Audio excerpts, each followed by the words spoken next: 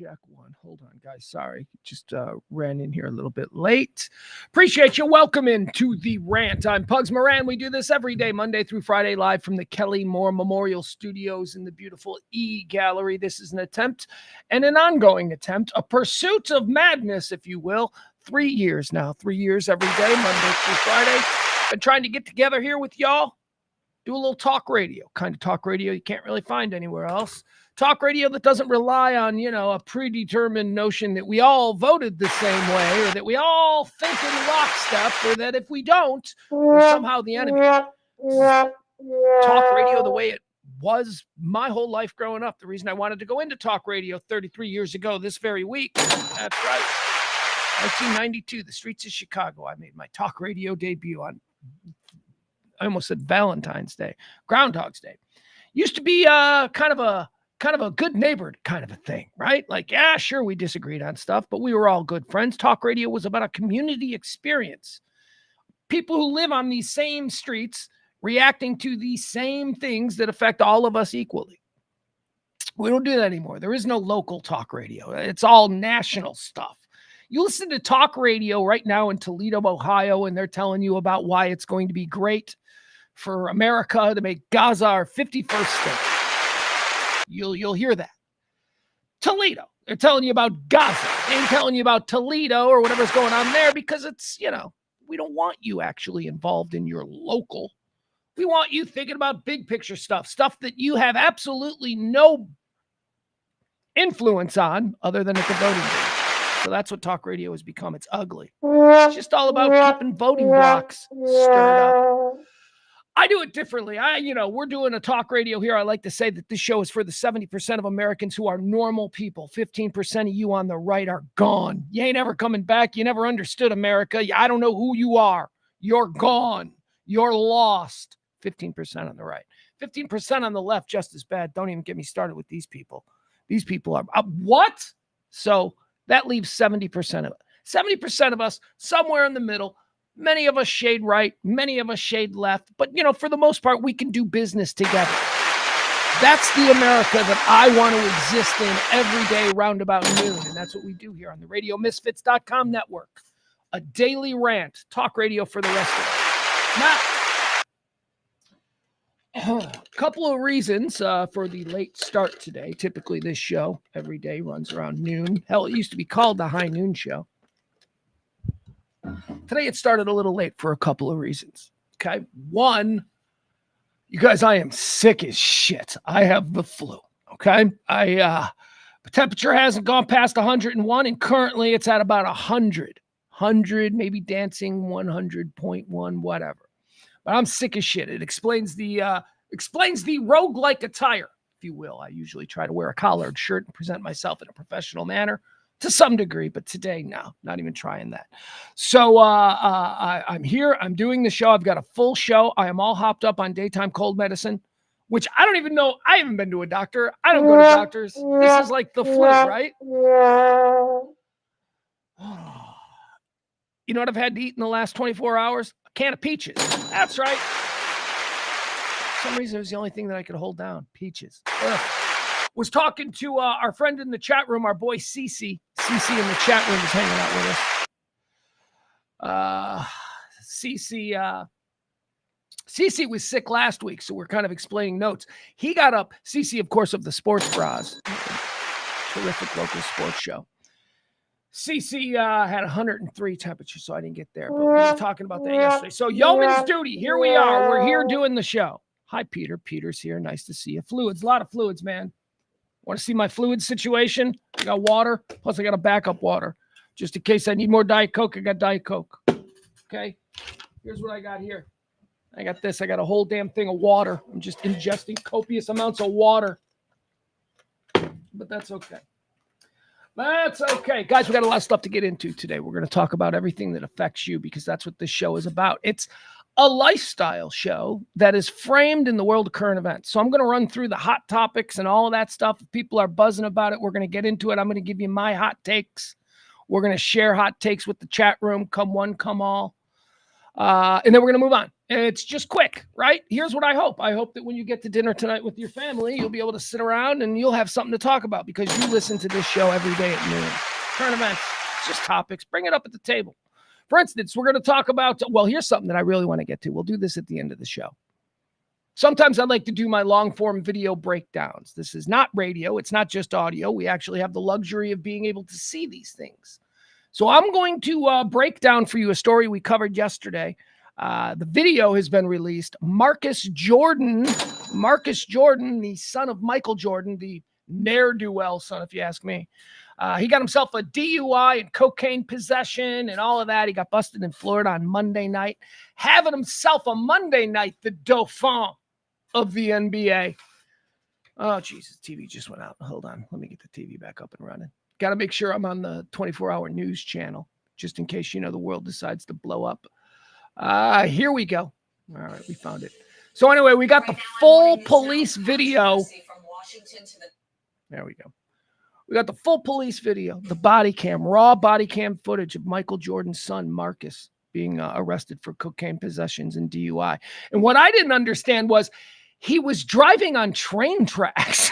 Like, that's how they got involved. He was, so we'll watch all of that. And it's fun. Trust me, I've already watched it this morning. There are some moments that we're going to have some fun. If you love kicking silver spoon little rich boys in the nuts the way that I do, this will be a good breakdown.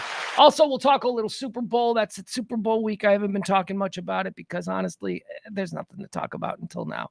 We got some interesting video from the Super Bowl. We'll share that, and a very big messaging announcement from the Super Bowl. We got new charges for Diddy. We'll talk about that. And everything else that's happening. You may have noticed I didn't mention one damn thing about all the crazy stuff that's happening in Washington, or all the probably shouldn't frame it as crazy because some of you out there don't think it's crazy. And if I'm being honest, shocking. Yeah. A lot of the stuff that's happening in Washington to me is shocking. I don't support a whole lot of it. But then again, like I always tell you guys, what do I know?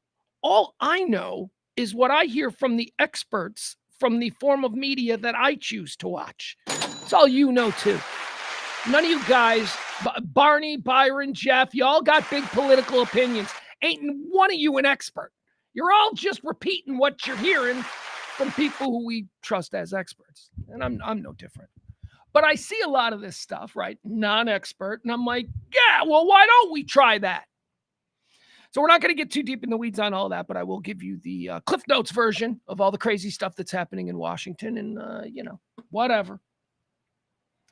If you notice a bit of ennui, it is partially just because you know how I hate to talk about these things, but on days like today, it's like the big stories. It's all big stories. It's all divisive stuff that I'm like, how am I going to do this? And I'm sick. All right, we do all of that. But before we get into all the hot topics, and by the way, there's a whole bunch more. Before we get into the hot topics, we like to explain, and by we, I mean me, the royal we, like to explain exactly how this show plays out. It's a stream of consciousness because I don't have a partner. And I suppose I could have a partner, but then what? I'm going to get somebody else to give up their job and do this, for tips, because that's how this thing runs. And we'll get to the tip situation in a minute because we are in the middle of Pledge Week. I used to have a partner, but she died. Had to think about that this morning. Spoke with James Parker over at WBAP, our good friend, radio misfit in his own right. James Parker, he's afternoons on WBAP. He's on right now. Was talking to him. We're doing some work, and I don't know, the whole Kelly thing got brought up again. So bummer. And I'm sick. Did I mention this? Oh, there's a whole lot of things that work into this being a non-traditional show. Show is performed as a stream of consciousness because, as I said, I have no co-host. In order to do a stream of consciousness for 2 hours plus, which is an extemporaneous, long-form speechifying, in order to do that, I have to, in my mind, break the show down into some lanes, some boxes that I'm jumping into, just so I don't stray off into the weeds. So we do that. 4 quarters is what we call it. 4 quarters is how this show is going to play out. First quarter is called Antecedently on This Day. It's a look back at all the events that have helped shape this day throughout history. I cherry pick some things, we riff on them, we move on. Quarter 2, that's birthdays. Those are people having birthdays. Do we like them or do they suck? That's what we do in quarter 2. Quarter 3, deads. People who died on this day. We go through a list of notable quotables, historical figures, celebrities, famous ne'er-do-wells, whatever, and we decide based upon what we know about their life. Heaven or hell, where'd they go? Do they go to heaven when they die, or do they go to hell? That's what we do in quarter 3. And then quarter 4 is the aforementioned topic palooza. Speaking of the whole situation concerning me doing this solo and without a partner, and I was screwing around with an idea last night. My friend Opie of the old Opie and Anthony show is doing something interesting. He stumbled on I was asking him about this. Apparently he can use, if he wants, an AI co-host. And so he did a couple of things yesterday on his live stream. Opie Radio, you check it out. Opie did some things where he's doing a show with an AI partner. It's vocalized, and it's a woman. It's a woman too. He's working with a woman now, and she's AI. And I thought it was really clever. I'm like, man, that's pretty clever. Now, if you listen to this show, that I have recently, within the last couple of weeks, fallen in love with Grok. Grok is the AI assistant on Twitter. Grok and I do improv all night long. I have stated that I think Grok is the best improv partner anyone could ever have. Nothing but facts, agrees with everything you say, and goes with it. That's the yes and perfected. So what if I could give voice to my improv partner? Right now, Grok and I, we just do it all in text. We just text back and forth. Opie figured out how to do it with an actual voice. And so I was screwing around with that last night. I was doing like some bits with like an AI partner. And I thought I could do that. I'm like, oh, why don't I just do a whole show? It's me and the AI partner. But apparently I only get like 2 minutes of AI partner every day. And there's like a clock timer. Are they even going to make me pay? I'm not going to pay some fake partner. I don't want to pay a real partner. Anyway, that was fun. I'm going to try that. I'm going to monkey around with that. Maybe do some recording of my free. That's a thing. If I get 2 free minutes a day, maybe every day I'll just do a 2-minute bit. And then we'll record that. I don't know. Whatever. We got to do something different around here, folks. We've been doing this show now for 3 years. We've made it every month. Pledge Week is a beautiful thing. We don't shake our tin can like some con man evangelist all month long. We only do it at the end. Now is the time.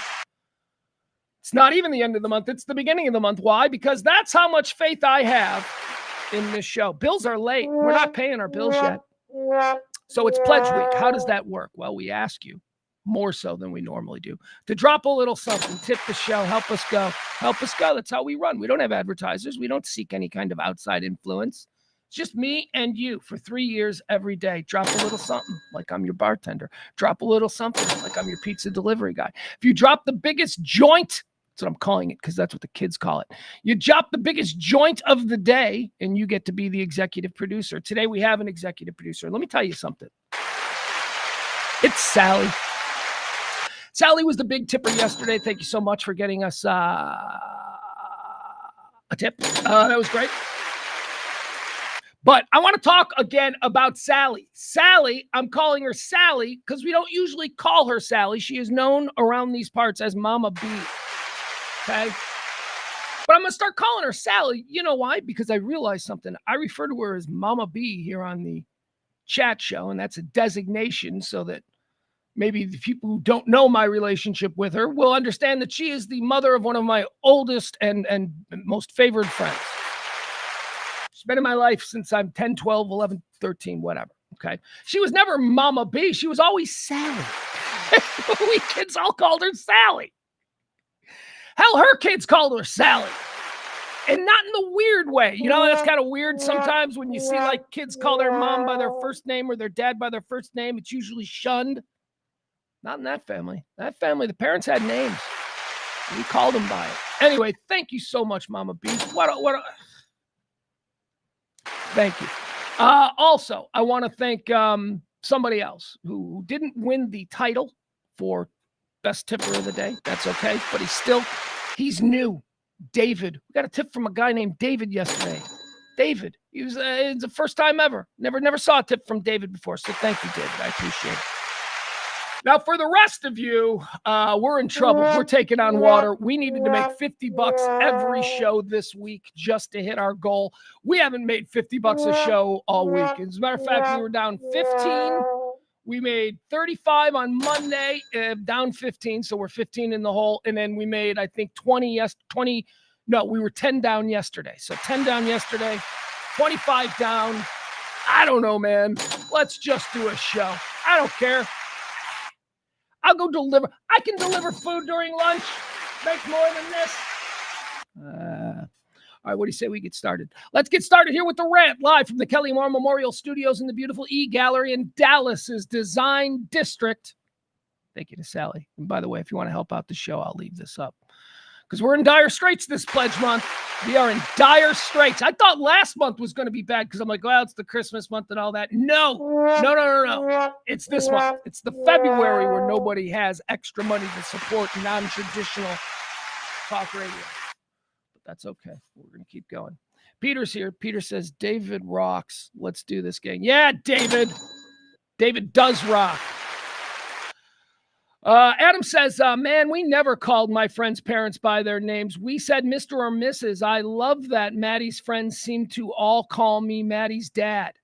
Yeah, no, it's not a normal thing. And like I said, in every case where a child called their parents by their first name, it was always weird.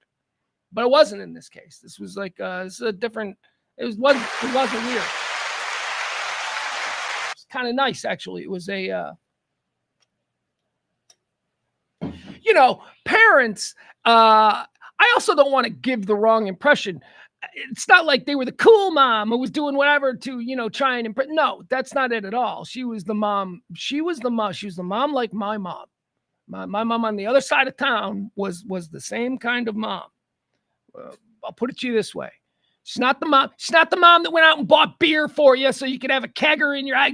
Well, I mean, later in college, but her kids were all pretty responsible. Anyway. She's the mom who, like, when a kid was going through something, I say this is like my mom. When we have this in our communities, right? This is it takes a village bullshit, right? So, like, when a kid in the neighborhood has got a problem, fighting his dad on the front lawn, or you get out of my house, that whole thing, right?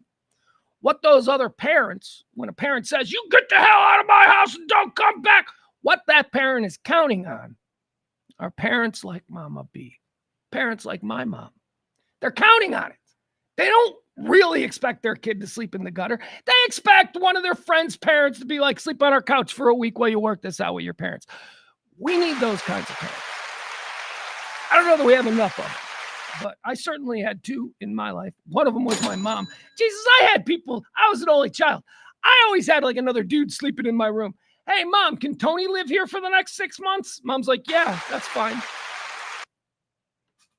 Hey, Mom, can Frank crash here for a year? Yeah, of course. Not going to have your friends out on the street. So, yeah. So we called her by her first name. And it was, it was a beautiful thing. It was a beautiful thing. All right. Let's see here. I want to get into the show. But again, man, sick as a dog.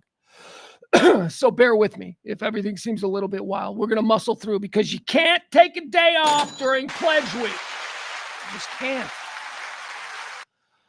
It is the 5th day of February, year of our Lord, 2025. There are, let's see, how many days? 36 days remaining in this. 36 days so far in the year. 36. That means there are 329. So get those New Year's Eve plans started. All right, folks, let's go into quarter one. Antecedently on this day, a look back at all the events that have helped shape our understanding of this particular day. Antecedently on this day, year of our Lord, 1901. Whoa, the birth of a rich guy on this day in 1901, J.P. Morgan. Yeah, he's one of them rich guys. J.P. Morgan incorporates U.S. Steel. Let's see. Although the company would not start doing business until February the 25th, and the assets of Andrew Carnegie's blah, blah, blah. It's when J.P. Morgan became the biggest steel magnate, banker. J.P. Morgan, rich guy.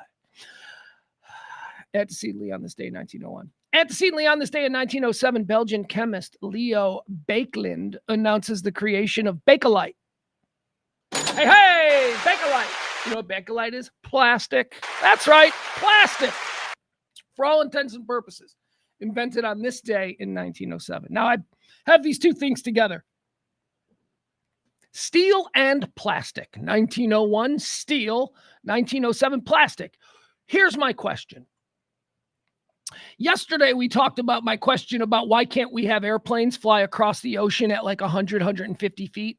because I think if they crashed, maybe there'd be less damage and people could actually survive if they were only 150 feet in the air. I mean, it's the ocean. Can't you just skim across the water? That was yesterday's thought. Here's today's thought. Why can't we build buildings out of plastic?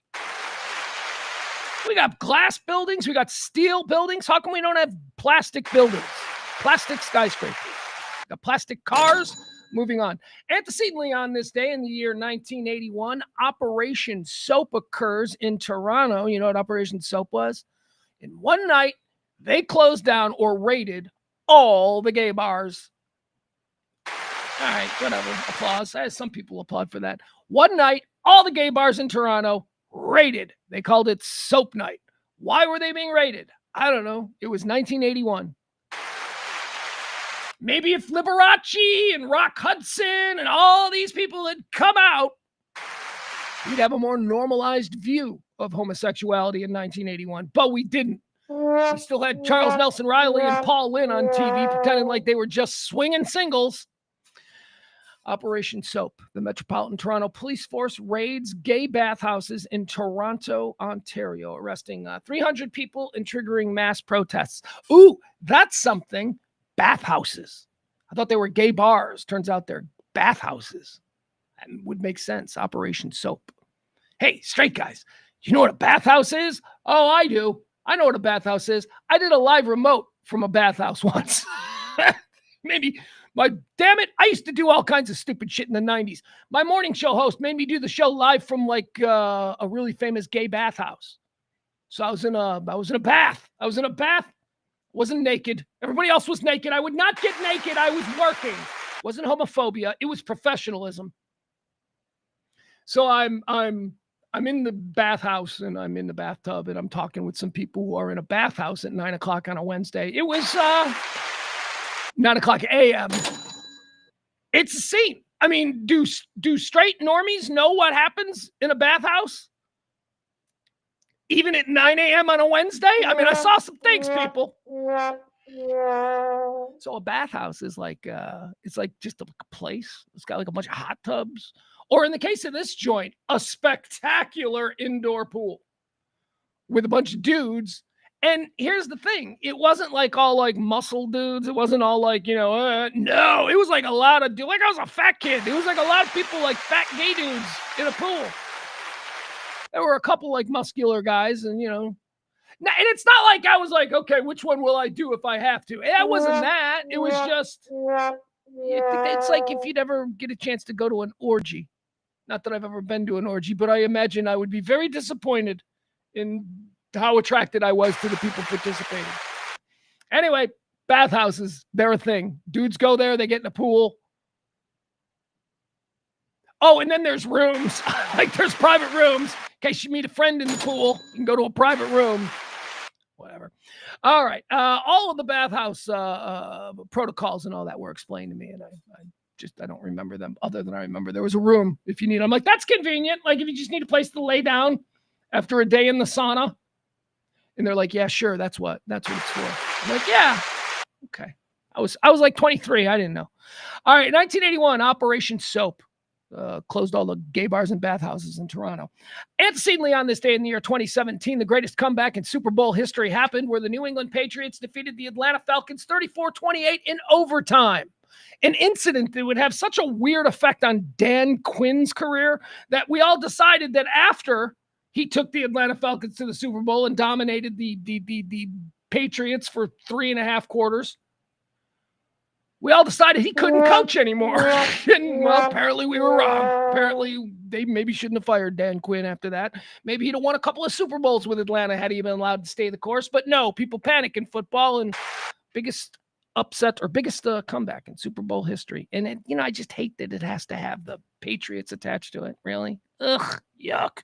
All right, let's keep going, folks. That's antecedently on this day. Let's do birthdays. People who are celebrating birthdays today, they claim it's their birthday. I don't know.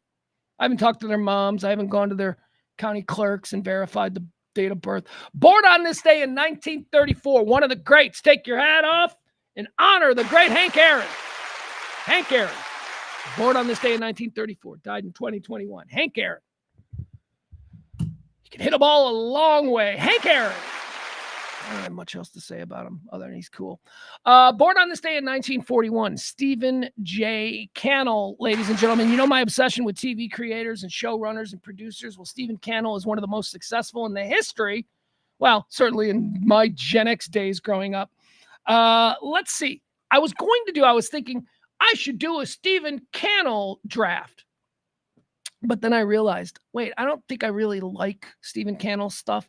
I think he was prolific.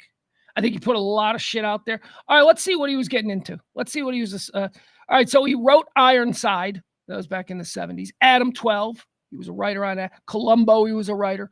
Rockford Files. Co-created the Rockford Files. Cool theme song. I don't have this.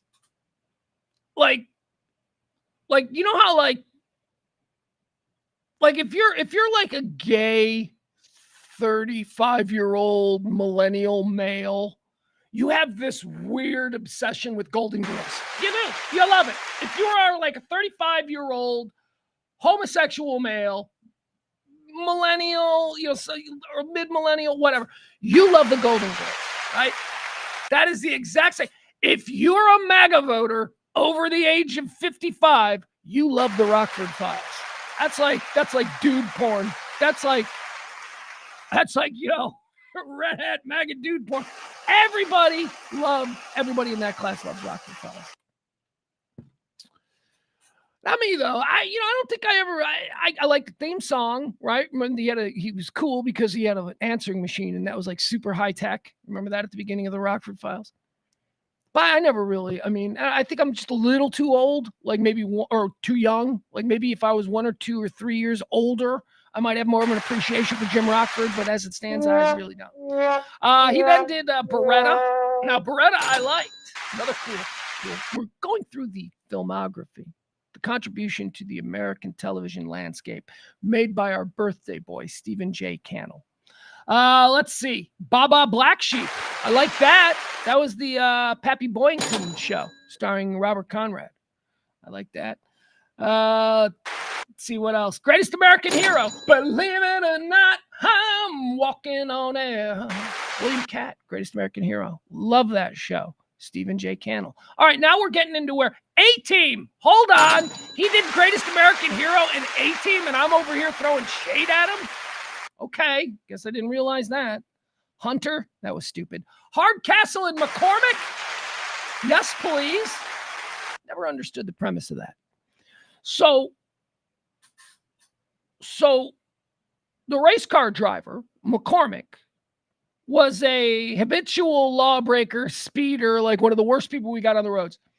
And somehow he got in cahoots with the judge who could send him back to jail at any minute. That doesn't sound constitutional. That doesn't seem right. I don't know what was going on with Hardcastle and McCormick, but I liked it.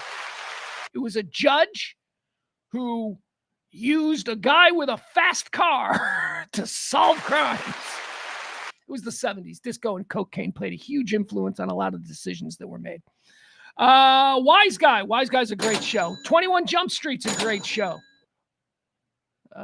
Stephen J. Cannell. What else? The Commish. Commish was a good show. All right, whatever. And then he died. Stephen J. Cannell, he did some things. All right, I don't know. Happy birthday. Born on this day in 1941. Born on this day in 1942. Speaking of a dude who did some things, where's his statue? Seriously, can I just ask this question? Where's his statue? Why don't the Cowboys do statues? You telling me Roger Staubach doesn't have a statue in this town? Do you know who's got statues in Chicago, my hometown? Everybody. I think they're planning a statue for me in Chicago. Why don't we have statues in Dallas? Why isn't there a Landry statue? Why isn't there a Tex Schramm statue? Why isn't there a Staubach statue?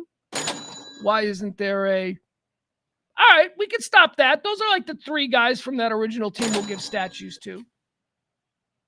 Anyway, Roger Staubach got a birthday today. He's a big dude. He's an impressive guy. He's a billionaire, too. He's like Mr. Everything's Staubach Realty in North Texas. Everything is Staubach Realty. Whatever. All right, born on this day in 1942, born on this day in 1943. Now, here is one of my favorite filmmakers of all time, and we're not going to do a draft for him either. I thought we'd do the same thing. We just go through his filmography, and I will tell you the great works of the undeniable Michael Mann. Michael Mann, you guys. Michael Mann is a badass. First of all, the first thing Michael Mann ever did was Thief. Have you ever seen Thief? 1981, James Caan, the introduction of Jim Belushi. Tuesday Weld plays the love interest. Thief is like one of the best movies you've never seen. Thief, 1981. How about Manhunter? Huh? The prequel to the Silence of the Lambs stuff. Manhunter, 1986, Michael Mann. Last of the Mohicans, 92. Heat in 95. The Insider in 99. Ali in 2001. Collateral. Have you guys seen Collateral? Collateral's really good. That's another movie you may never have seen. Collateral, Michael Mann. He did a whole bunch of good stuff. Ferrari in 2023, Michael Mann. And let's not bury the lead here. Invented, created, wrote, produced, show ran Miami Vice. Michael Mann is a genius. I love that guy. Heat. I have not, I'm very proud that I've taken the role of cultural influencer on my 15-year-old. I make it a point that my 15-year-old knows shit, that is before his time culturally. Like, he understands who Elvis was. He understands what Hitchcock movies were. He gets Scorsese, right? Most 15-year-olds, I think, they either discover this stuff later in life on their own, or they just go through life not appreciating the maestros of our era. Well, I made sure that my son did. We haven't done any Michael Mann films yet. We haven't done the ones that I really love. We haven't done Paul Thomas Anderson. We haven't gone deep on Scorsese. We haven't gone deep on Sidney. Sidney. I was going to say Sidney Lumet. Nah, he's not ready for that. Stanley Kubrick and Paul Thomas Anderson and Michael Mann. I've not gone deep on those films. The films of those creators with my 15-year-old. Too personal, because those are the ones that I really like, that I really need him to sort of connect with. Well, we'll keep going. Speaking of another great filmmaker, Michael Mann. Born on this day in 1943. 5 years later, born in 1948. Another one of my favorites. Everything this guy does, I have seen. Everything. It doesn't matter. He has built up that kind of equity with me. Christopher Guest. Born on this day in 1948. Christopher Guest. Invented the mockumentary, right? Everything's a mockumentary now. Well, Christopher Guest was the first guy to go, actually, I think there's a thing here.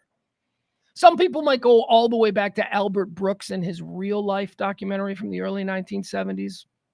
But I think really the guy that normalized the idea and made popular the idea of the mockumentary is Chris Guest. Spinal Tap is where, I first became aware of him. Now, that's widely known to be a Rob Reiner film, but don't underestimate the influence that Chris Guest had on Spinal Tap. Waiting for Guffman, Best in Show, The Mighty Wind. What's the one just last night I was watching For Your Consideration? Christopher Guest is the guy who does the movies that have a rough outline, and then he works with the same stable of great improvisational comedic actors, and they make magic. He just hires funny people to create characters, and then he writes those characters into a theme. And it's mostly improv. They're scripted. They know where they're going. But a genius filmmaker, Christopher Guest. Also married to Jamie Lee Curtis. Christopher Guest, born on this day in 1948. Born on this day in 1961, Christopher Guest was a cast member on Saturday Night Live, and so was Tim Meadows. I like Tim Meadows. Doesn't really stand out, right? Like, he did that one character that talked funny. How would you like the ladies' man, right? That was, I think I'd like a fish sandwich. That guy? Not a great character, kind of a one-trick pony. Anyway, happy birthday, Tim Meadows. I like you. I've met him. I've met him, and I've actually socialized with him, like before, like years and years ago. Like in the Farley days, like when they were running around together. And anyway, Meadows, nice guy, born on this day in 1961. Born on this day in 1962, Jennifer Jason Leigh. I love Jennifer Jason Leigh. She's one of my favorites. She's such an incredible actress. Have you ever seen The Hateful Eight? Oh, my God. How she didn't win an Oscar for her portrayal in Hateful Eight. And, of course, Fast Times. She was very cute in Fast Times. Who didn't have a crush on Jennifer Jason Leigh in Fast Times? I mean, I know we all lusted after Phoebe Cates, but we all had crushes on Jennifer Jason Leigh. Her dad was Vic Morrow, the actor. She was a Nepo baby. Vic Morrow was a famous actor in the 1960s and 1970s. He died in the early 80s on the set of the film The Twilight Zone when a helicopter crashed and cut his head off. Moving on. Happy birthday, Jennifer Jason Leigh. I'm sorry to have brought up the horrible way your father went, but as I have that story, I don't think you guys were that close. Born on this day in 1962. Oh, sorry, 1964. Laura Linney. Laura Linney is from the Helen Hunt clone line. Helen Hunt is a clone line that was introduced in the 1970s. They thought they could do more with it. They fixed the nose and they went with Laura Linney. They gave her like much better acting chops than Helen Hunt. And now we have a Laura Linney. She's incredible. I love a Laura Linney. Of course I do. Ozark. Who doesn't like the crazy mom in Ozark? I guess she wasn't that crazy. I guess the whole situation was crazy. She was the cool mom in Ozark. Let's call her that. And come on, who we kidding? She's one of the stars of Love Actually. You know how I feel about Love Actually. Happy birthday, Laura Linney. Born on this day in 1964. Born on this day in 1967, Chris Parnell. Chris Parnell, another Saturday Night Live alumnus. A bit of a spare, although kind of funny. I like his voice. He does good voice stuff. Chris Parnell, born on this day, 1967. Born on this day, 69, Bobby Brown. There's a lot of Bobby Browns out there, but this is the real one. It's his prerogative. Bobby Brown. Took a lot of heat. Took a lot of heat for like being the guy that ruined Whitney Houston. Like, you ruined Whitney. And then like, you know, Whitney's been dead now 20 years and we're all like, yeah, she might have been the one that ruined him. Because he was just a dumb party boy and she was like super connected to the entire world, the global elite. She upped his party. I think it was her, not him. Happy birthday, Bobby Brown. He's still alive. You believe that? Born on this day in 1985, and then somebody else born on this day in 1992. Two people who are global superstars who I have no idea who they are. First, born on this day in 1985, Cristiano Ronaldo. Apparently a Portuguese footballer. Born on this day in 1992, Neymar. Apparently he's a Brazilian football player. Both of them born on this day, both of them extraordinarily famous, neither of which I have any other information on. All right. Those are our birthdays. Now let's move into the deads. These are the people who've died. These are the people who've died. Kevin Barber, KB artist in the chat room, says, I argue Jennifer Jason Leigh is way hotter than Phoebe Cates.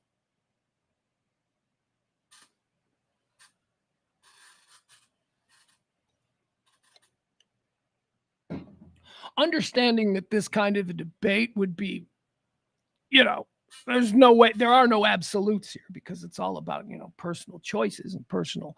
But let me tell you something. Here's what I think is happening to Kevin Barber, and I think it's beneath him as a person. This is kind of like what happens with the Ginger Marianne scenario.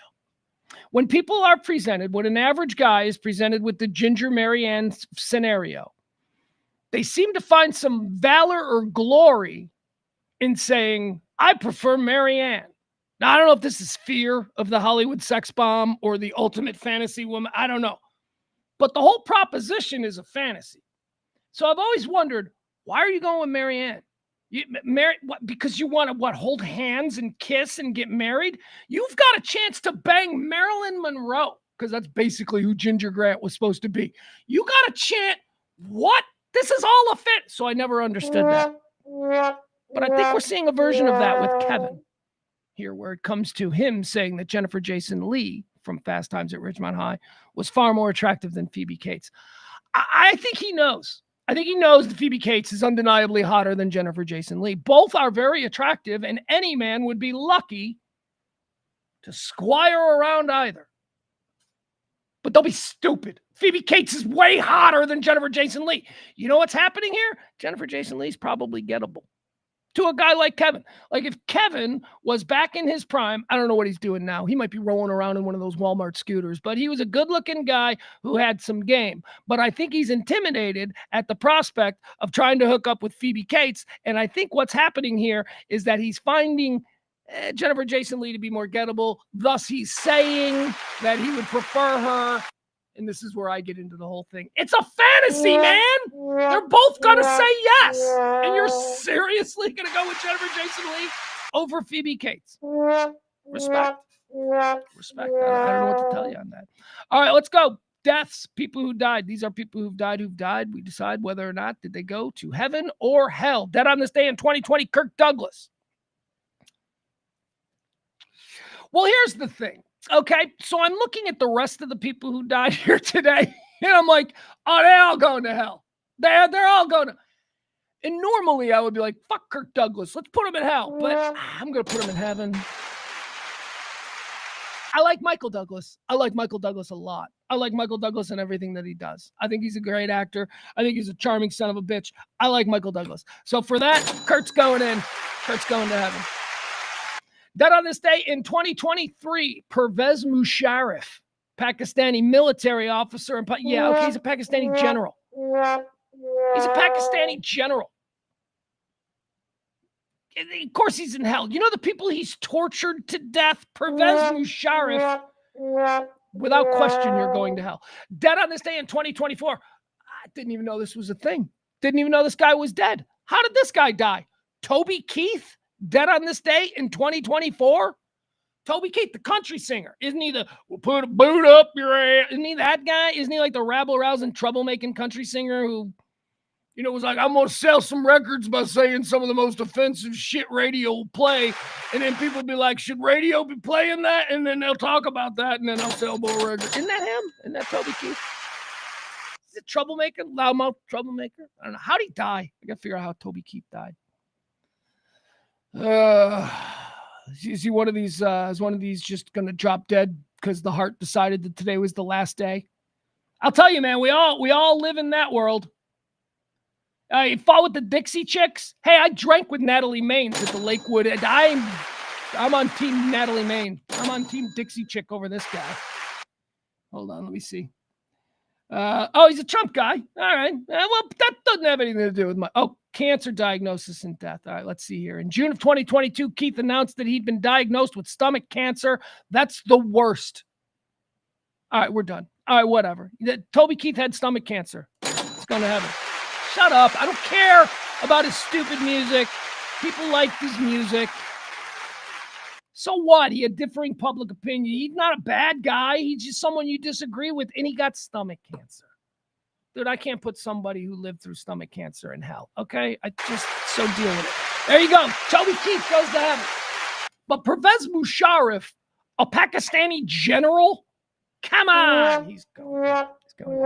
All right, now let's move on to other things, more important things, like reminding everybody here in attendance that we have an executive producer today. Her name is Mama B. We call her Sally around these places out of respect. Thank you so much, Mama B. Thank you, Sally. And thank you to David. David was a new time tipper yesterday, man. Thank you so much. Help us get to where we need to be. I've not heard any tips yet, so all of this is for naught. So we're just going to end that. I'm going to stop begging.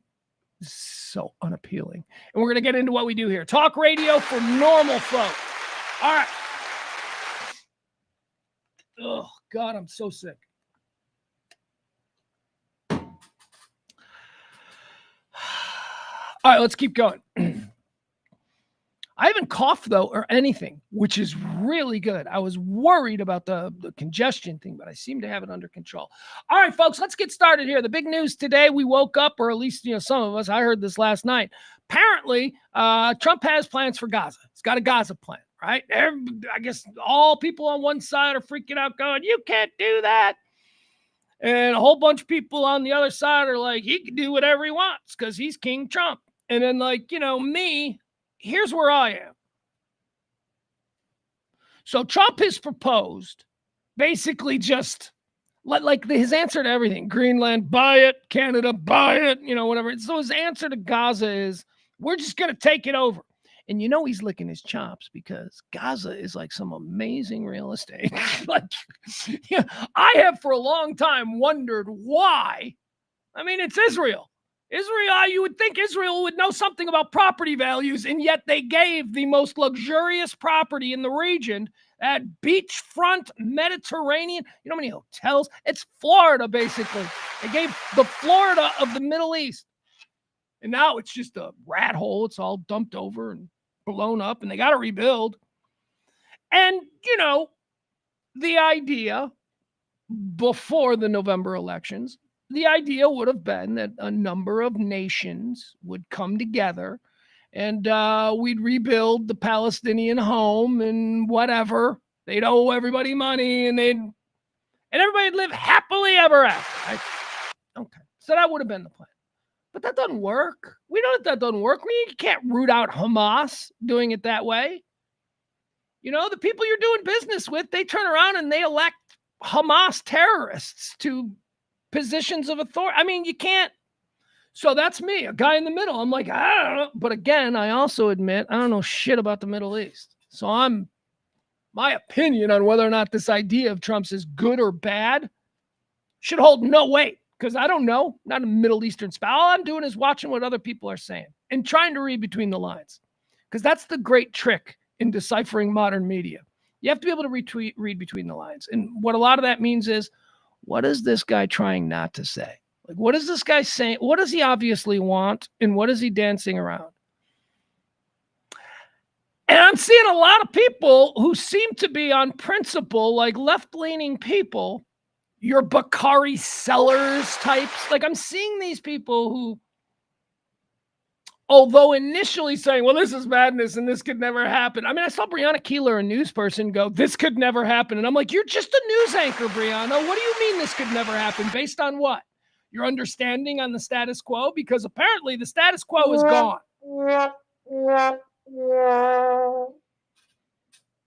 So we go in. We take over Gaza, and we build Hard Rock cafes, and we build in what? But what do we do with the people? That's where it starts to get a little sketchy, because you got Trump's like, well, Egypt and Jordan and all these people will take them. These people live in Gaza. They see it as their home.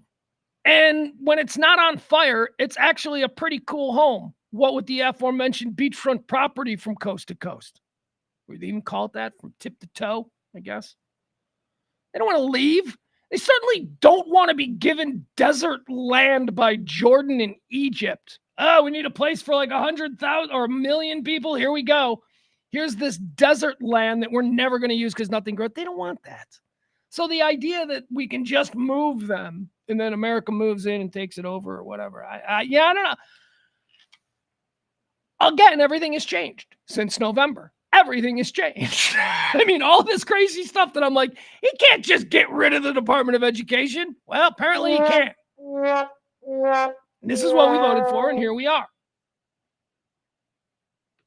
We voted for a roll of the dice. We voted for, well, I didn't, but people, the majority of people here in this country, voted for a radical roll of the dice change. And for me, that means, all right, democracy. I believe in it. Buckle up, baby, because things are going to be done differently. Buyouts have been offered to everybody in the CIA. Like, now we know about the buyouts, the government buyouts, right? Where they're trying to shrink the size of the federal government. They're just getting rid of it. They're offering everybody who works in the federal government some incredible sweetheart deal. It's an incredible deal. It's a really good deal. I'm like, Jesus, I'd take that. But the CIA this morning came news that the entirety of the Central Intelligence Agency is being asked to accept a buyout. Nah, I don't know. I think we kind of need the CIA. But again, I don't know what the CIA does. Do we really need the CIA? I feel like we needed a Department of Education, but I don't know. I'm not an expert. Do we really need it? Here's what I know. I know public education in this country that is 100% paid for by us, the tax-paying citizens, is absolute garbage. It's absolute garbage. So what you're saying is years and years of addressing the public education problem in this country has done nothing except yield results that were even worse than when we started. It's done nothing. We put more money into it, so it's broken. So what do? Here are the options. The Democrats want to just fix it. Well, Trump got elected because he said he wants to level it. So that's the choice we made. I don't know what that means for schools, but luckily my kid's only got 2 more years in public school before he's out. So I think he'll probably survive. I don't know what happens next. Here I go again, right? Privileged, white guy, middle-aged, only worried about himself. I spent the past 50 years of my life seriously thinking about the ramifications and the effects on others. And you know what? Nobody else was. Some were. And now they're all fools, and we all feel like fools. So whatever. Majority rule, democracy. Let's go. This is what we voted for. And I always say this, too, about our military and our defense. Had I been able to have a say in it, if y'all had made me emperor of the world like I'd expected you to by now, but had you made me boss of all things, I would have never in this country over the past 50 years put everything into defense and nothing into public health or education. But that's the choice we made. So, genie's out of the bottle. That's where we are. So as I always say, we got stupid, sick people with really big and powerful guns and bombs. That's who we are as a country. We need to accept it. Genie's out of the bottle. So, okay. So we got a guy that comes in now and he's like, let's take Gaza. You know, we can do it. We got enough. So, okay. So let's take Gaza. Here we are. Like I said, just buckle in. Pay attention to what's happening here in the city. Like I've been watching more and more and paying more attention to local news stories coming out of the Dallas-Fort Worth area because honestly, for the past 10 years of my life, I've done nothing with local news. And I've begun to wonder if that's our problem. Is that our disconnect from each other? That we don't have any idea of what's happening in our local community, but we all have an opinion on U.S. foreign policy in Gaza. That's wrong, man. That's fucked up. That's how we get controlled on the local level. That's how the decisions that are most important to us in our day-to-day life get taken out of our hands because we're distracted pretending we have a say in what foreign policy is. So, I don't know. That's where we are. The buyouts and the CIA, they're all getting sweetheart deals. The CIA really has changed. I mean, the CIA hasn't always been there. The CIA was created during the Cold War. It was espionage. It was all, tied to Europe and keeping the Soviets in check and all of that. And then after the Cold War ended, then it became more of like a tech thing. And then we started focusing on terrorism after 9/11, and CIA almost completely became an anti-terror organization. And now CIA seems to be focused almost exclusively on cyber terrorism, which is, they say, the big threat that we all need to be aware of. And the fact of the matter is you don't need the manpower. You don't need the government jobs. You don't need everything that you needed back when the actual work of the CIA people were to find and root out terror all around the world, or Soviet, espionage. You needed manpower. You don't need that now. It's all robots and AI and information. And so, okay, so what do we do? Do we do like what congressmen do? They keep these defense factories in their districts built, even though they're building bombs that are no longer, they keep them built. They keep building them. They keep those, every budget, they get money for that defense factory in their district that makes something that just goes and sits in a desert somewhere. Why? Because heaven forbid people lose their jobs. Well, this has been the way the country's been running. And is it a rip the Band-Aid off type moment? Maybe. We haven't made these changes, these incredible waste. I'll give you an example. So we've all heard the stories about the $800 screwdriver, right? That the Pentagon ordered 1 million of, right? So we hear that story. The $3,000 toilet seats, right, on Air Force One, that they need to have 50 of. Right? We hear about, that's obvious waste. And what we know with that is that that's not what it cost, but that's what they're being charged because somebody is pocketing the extra. So that's all over. We understand that is all over. They shut down U.S. aid. And I got to be honest, I wasn't all that familiar with what U.S. aid did. The first thing was, it sounds like a good organization. They help people, right? I bet they deliver clean water. Well, I learned about what U.S. aid is. And again, here I am, a guy in the middle. A guy, I'm not far right, I'm not far left. I'm in the middle. And I'm like, we're sending how much to Central Africa? to educate Central African citizens about transgender awareness. That's a real thing. $15 million. $15 million went to organizations in Central Africa to set up places where people can go and learn about transgenderism. That's our tax dollars. Now you can support our trans friends and brothers and sisters, and you could think that, maybe they got it pretty rough in a lot of ways. You can be supportive, you can be an ally. And you can also say that's fucking stupid.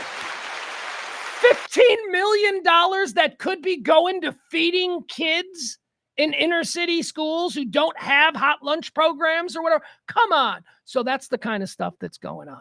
And that's the kind of stuff that you said USAID does a lot of. They also do a lot of good. There's a lot of stuff there that's important. They do the stuff with the clean water and all that. But it seems to me that here in the opening days, we voted for somebody to come in and rip the Band-Aid off.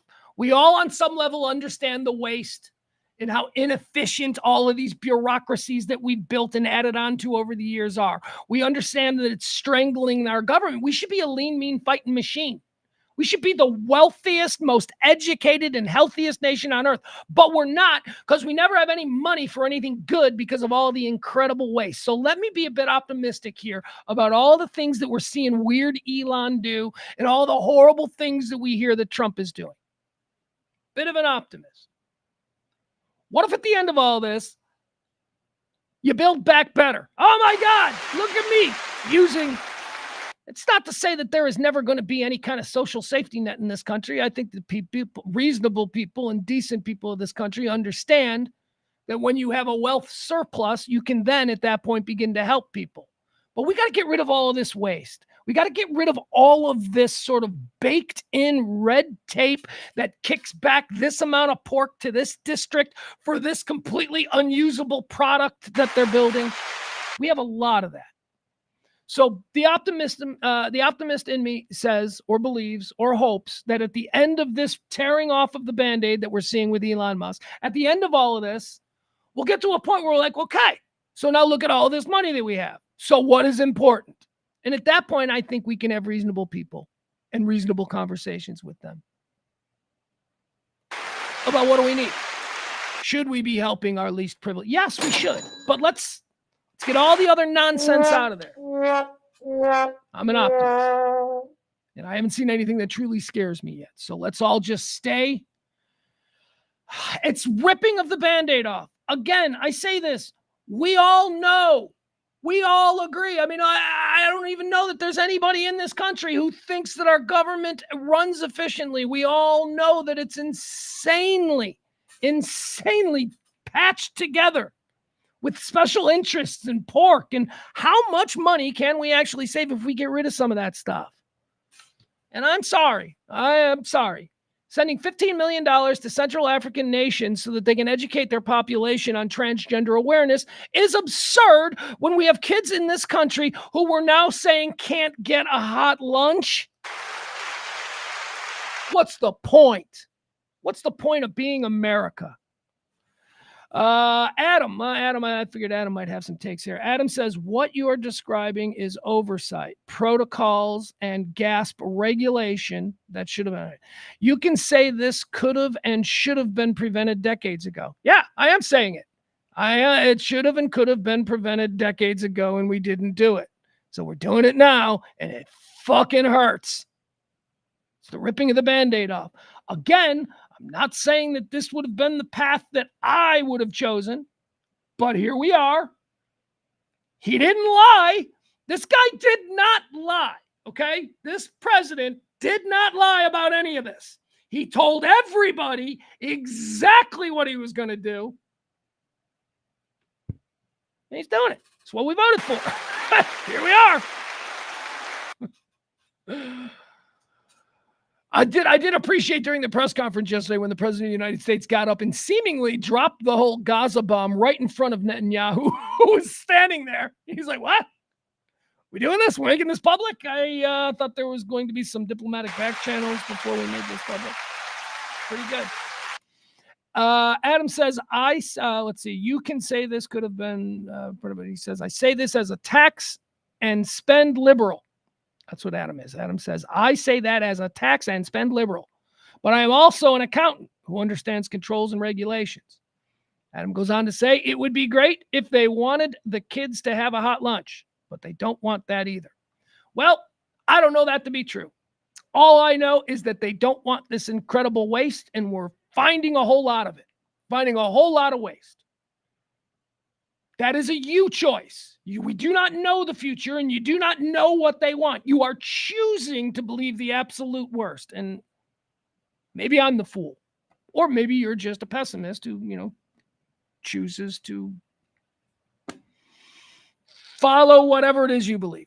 Frank says, we need to send more transgender education to South America and the Middle East. The schools are fine, and the military doesn't have moldy barracks. Don't Google moldy barracks. I don't know what you're talking about, Frank. Frank's out there. Moldy barracks? I'm not sure I know what that is. All right, let's keep going here. So we covered Gaza. We covered the buyouts. Let's talk about the important things that are affecting us. Ladies and gentlemen, Waffle House has announced that they will be instituting a surcharge. What? A surcharge at Waffle House? All right, look, if the surcharge is... President Trump is speaking right now. Looks like he's speaking at the White House. There's an incredibly beautiful woman seated behind him, and I was trying to figure out if that was Paris Hilton, possibly an older Paris Hilton. Beautiful blonde woman seated right behind. Probably one of his fembots, he's filled out his, he's got fembots. I love it. Waffle House. Back to the important news of the day. Who doesn't love a Waffle House? If you're telling me you're going to have a surcharge, maybe, what are you going to charge me, $1 to come in? That's fine. $1 an hour. I'll do that. The food is good enough. You want to charge me $1 to be there just to get rid of some of the, sketchy people who wouldn't pay $1 just to hang out in a Waffle House? That's fine. Is that what this is? No? What the hell, Waffle House? What's the surcharge for? Here you go. It's an extraordinary development. See what I did? Extraordinary. Waffle House is placing a surcharge on every egg it sells from this point forward. And holy shit, what? Now, I'm one of the rare few who goes to Waffle House and doesn't get the waffles. I don't give a shit about a waffle. A waffle is an Eggo. Waffles are dumb. Waffles aren't good. Waffles are good if you put butter, a little salt, and then some really good thick syrup on it. But other than that, waffles are just, I need food in my stomach. And that's all. Waffles aren't good. Everything else at the Waffle House is extraordinary. Oh my God, their scrambles, their hash browns, their sausages, everything at Waffle House is extraordinary. I'm the kind of man who's been known to drive 50, nay, 75 miles out of his way on a road trip just to have a Waffle House breakfast.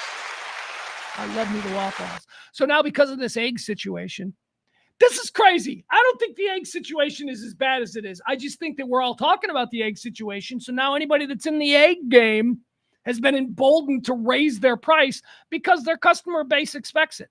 Like if somebody goes, why did you raise the price of this egg? He'll be able to go, haven't you seen the news? And they'll be like, oh yeah, I guess that does make sense. I'll pay it. I don't know. Waffle House needs to be raising prices on their egg dishes. The soaring price of eggs has forced Waffle House to add a temporary surcharge on customer orders. The Georgia-based chain is adding a 50-cent charge per egg because of the nationwide. All right, so it's going to be 50 cents per egg. I like 4 eggs. It's going to be $2 extra. Is that so? If that scramble was let's say it was $6, so it's now going to be $8. But it already came with eggs. So it's 50 cents on top of the price that I'm already paying. Whatever. I don't care, Waffle House. You're good enough.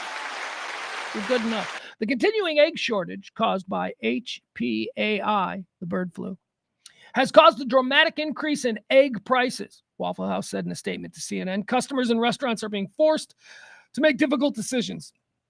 Yeah, you can't go to Waffle House and not have the eggs. You got to have the eggs. You got to have fried eggs. You got to break the yolk inside with the hash browns, smothered and covered and all that with jalapenos and onions. Oh man, that actually sounds good. Do you guys know I've only eaten peaches in the last 24 hours? I had a can of peaches because I was last night I was puking. I was all congested. I got the flu. And now I'm sitting here talking about Waffle House. And I'm like, yeah, do some Waffle House.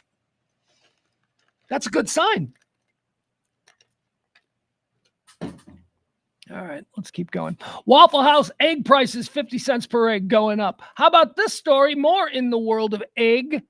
This is an extraordinary. I got to stop doing that. What's the matter with me? Extraordinary. Police. Where did this happen? Oh, they're going to do funny egg puns. It's a news story. This one comes out of Pennsylvania. Police probe who poached 100,000 eggs. Did it poached? Somebody poached 100,000 eggs. Eggs have a street value, you guys. You guys, eggs today in 2025 have a street value. What the fuck? Police are scrambling to identify the individual who poached about 100,000 organic eggs from a Pennsylvania egg producer. Cops estimate the current street value of the eggs at $40,000. All right, chat room. Somebody in the chat room, do the math. So what are they saying eggs cost per egg? If it's got a street value of $40,000, right? It's 100,000 eggs. 100, that's a nice round number. 100. I should be able to do that, but I'm sick. Can't use that as an excuse for everything. 100,000 eggs with a street value of $40,000. What's the price per egg? What's an egg cost? Because remember, Waffle House is adding 50 cents to the price of the egg. So I just got to know how much an egg is. What's the street value of an egg these days? Investigators say Pete and Jerry's Organic Eggs was victimized Saturday evening when one of its distributor trailers was burglarized. The eggs were swiped from outside the firm's headquarters in Greencastle. Pennsylvania State Police have asked the public to contact them with any information about the theft. How are you going to move 100,000 eggs? You got to be, here's how you do it, bodegas. I guess when you move them up Pennsylvania, how far from New York? You get them in a van, you go to bodega, you go from, that's how you do it. Eggs. This is a mafia thing. This has got to be a mafia thing. Some grinder, some little street soldier who's looking for a way to earn, he decided that, eggs, we can steal eggs. All right, there you go. $40,000 street value on eggs. And I got to imagine that the prosecution isn't like terrible. It's not like, it's not like you got a bunch of heroin, right? You got eggs. It's just theft. There are no other charges. You stole egg, you stole hay, you stole dirt, maybe. I don't know. All right, there you go. $100,000, 100,000 eggs stolen from a organic egg farm in Pennsylvania. $40,000 street value. Diddy's got some new charges. This is a hard way. People are alleging that two more women are alleging that Diddy raped them. This time at a penthouse in the Trump Hotel and Tower. This is another civil charge, I think. So I don't know if the police are going. Let's find out. Let's find out what's going on with Diddy. This is such a boring story too, because I just assumed Diddy raped everybody. Like now it's like Diddy's just raping everybody. Two more people came forward. If you asked me before I heard this story, you're like, how many people is Diddy accused of raping? I'd have been like, I don't know, 20. So two more, whatever. Diddy was accused of sexual assault in 2 new lawsuits. He's been accused of taking women to the Trump Hotel in New York after an extravagant night of partying. In the latest civil complaint against Sean P. Diddy Combs, the rapper was accused of assaulting 2 women at the Trump Hotel in New York City.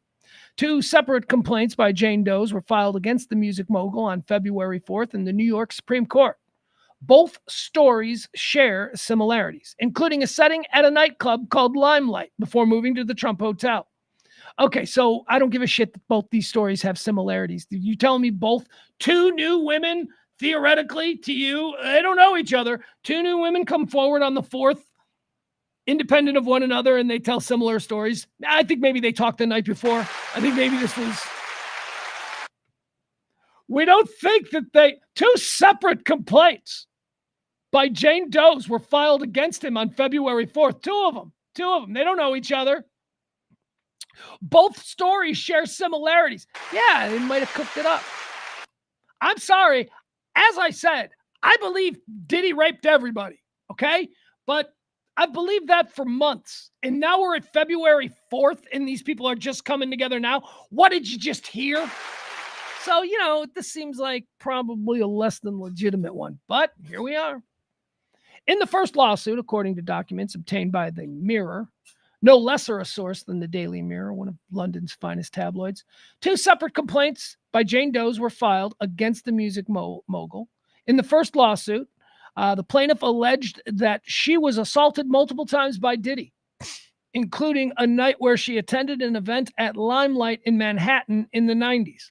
Combs organized the event, spanning 5 floors of the club, with the top 2 floors dedicated to exclusive sex parties involving group sexual activities directed by and involving Combs.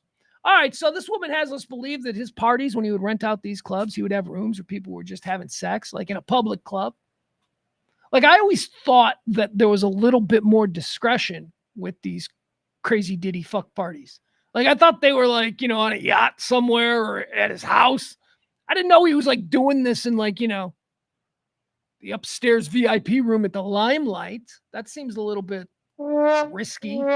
Although maybe he didn't think he was doing anything wrong. He's like, I'm Diddy, I'm famous, we're fucking. Like, maybe that doesn't seem, and maybe there's nothing wrong with that. The one I just described, there's nothing wrong with that.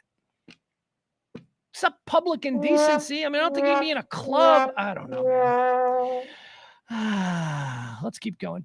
The woman claimed that after attempting to leave Diddy, she was taken with her friend to the Trump Tower penthouse. Without the ability to leave, she was drugged and forced to participate in group sex activities during which she was sexually assaulted over the next several hours. I'll tell you, Diddy, man. I mean, I'm like, even at my height, I'm like, I don't know, maybe 2-3 times a week at my best. 2-3 times. That's sort of what I'm interested in. Can we make that a thing?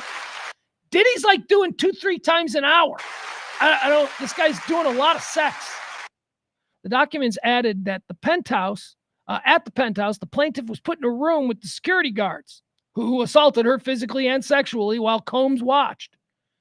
The plaintiff and her friend were then dragged and forced to take what she believes to have been ecstasy or a similar party drug. Furthermore, both women were forced to engage in group sex activities that they did not want to participate in, but Combs had made clear that they had no choice and that they were not allowed to leave.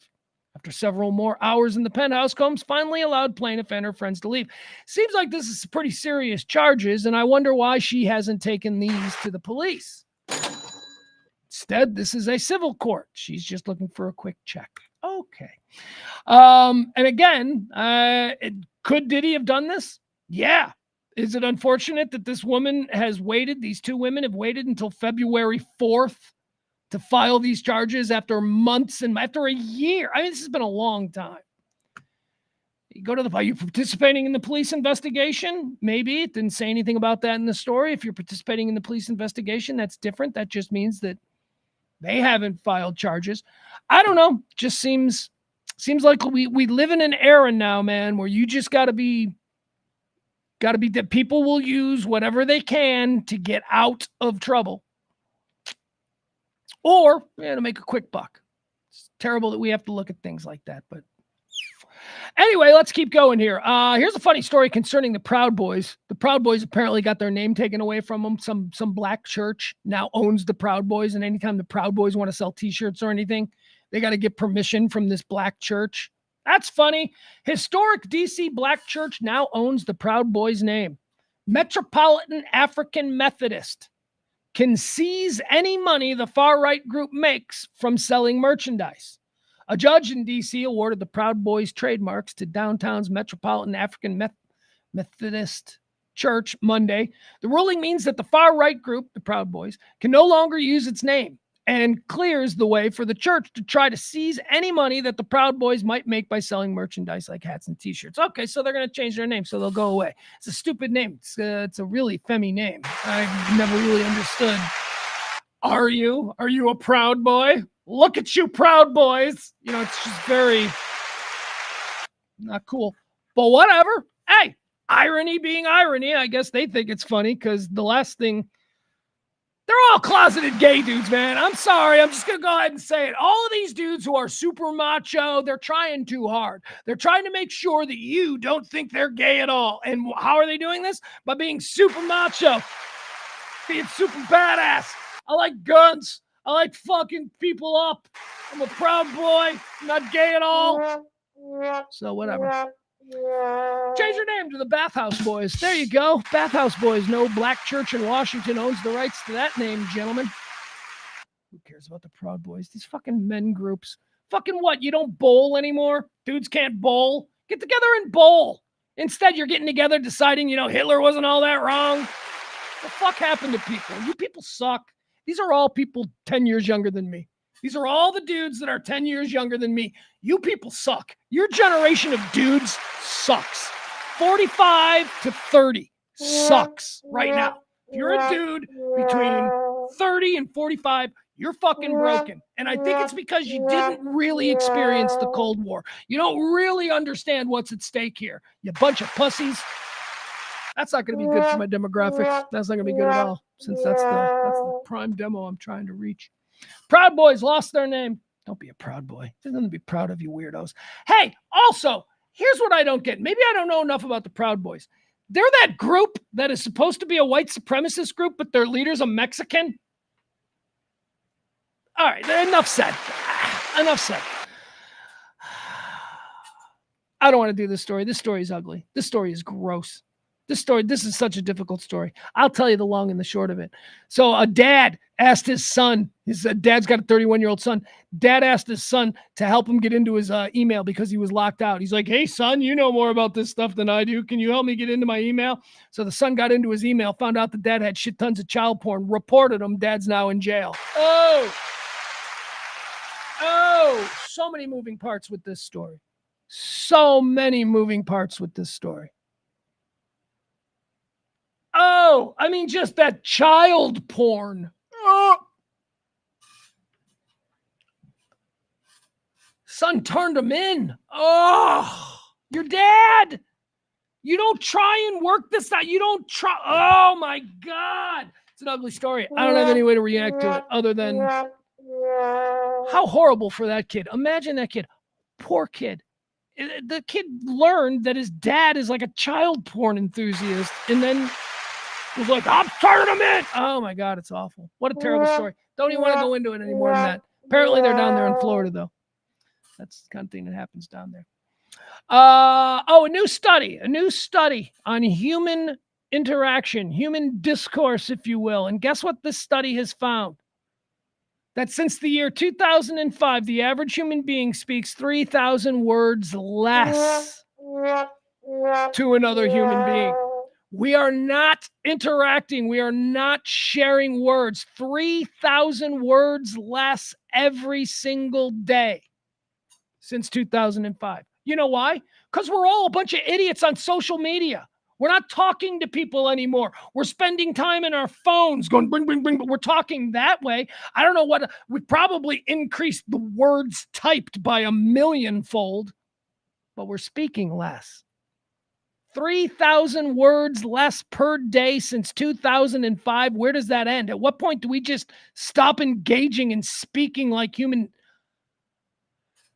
People are speaking about 3,000 fewer words each day compared to less than a decade ago. This, according to a new study that also settles long-standing questions about gender differences in daily conversations. Who talks more? Who talks more, men or women? That's what that's about. We all think women do, right? We're all like, women talk, blah, they never shut up, blah, blah, blah, blah. We all think women talk more, but let's see. Between 2005 and 2018, researchers found the average number of daily spoken words dropped from 16,000 per day to around 13,000.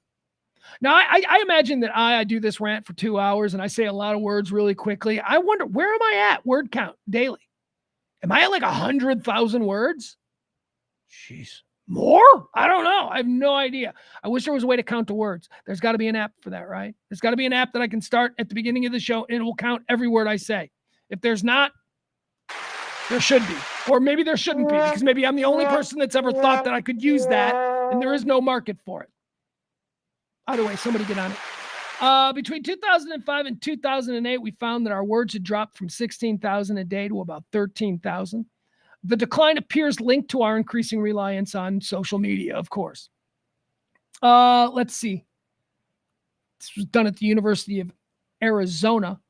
The striking decline in verbal communications has prompted researchers to examine more closely how much people actually talk and whether common assumptions about gender differences in speech hold up to scientific scrutiny.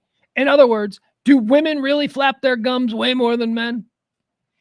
Through an analysis of 631,000 recordings from 2,197 participants across 4 countries, the study, published in the Journal of Personality and Social Psychology, reveals who's really gabbing the most.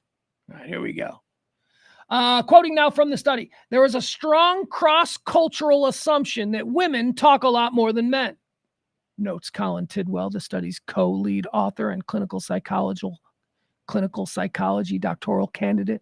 Well, very fancy, Colin. He says, we wanted to see whether or not this assumption holds when empirically tested. Does the assumption that women speak more hold? The numbers show that women do, in fact, speak more on average. Women do talk more. About 13,349 words per day compared to men's 11,950. Oh, my goodness. It's almost 2,000 more words a day women are speaking. Anyway, the big point of this study is that we're speaking less. We're having less and less actual human interaction where we are speaking to people. 3,000 words less are spoken to other people every day since 2005. I don't know if it's concerning. It's interesting. It is a bit concerning now that I think about it.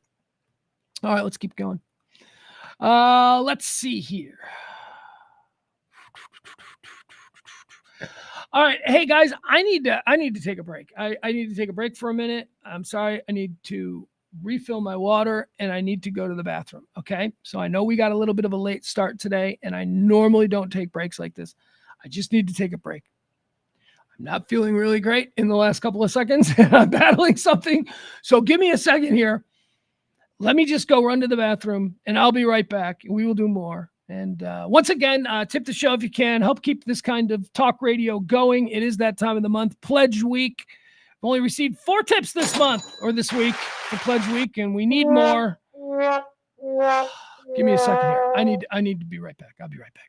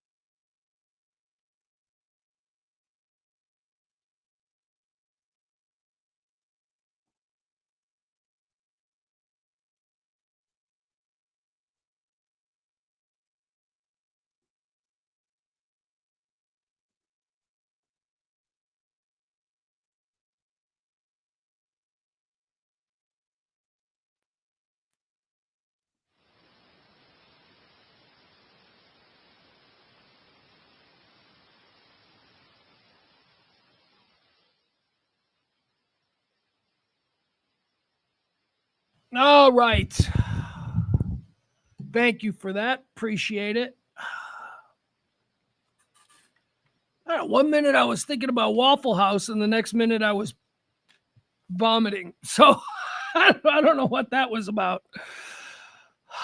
I appreciate you. It's one of them days. It's a sick day. Like I said, I've been fighting something for about 3 days, and then last night it manifested itself, full-blown flu. But here we are. Okay, we got to keep going.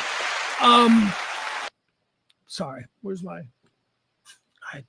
head? I lost the hat. You know, when you're doing the porcelain bow down, you know, you lose the hat. So I don't know where it is. I don't care. I'm not going to worry about it. Like anything on me? 200, 250. Got something on me right here.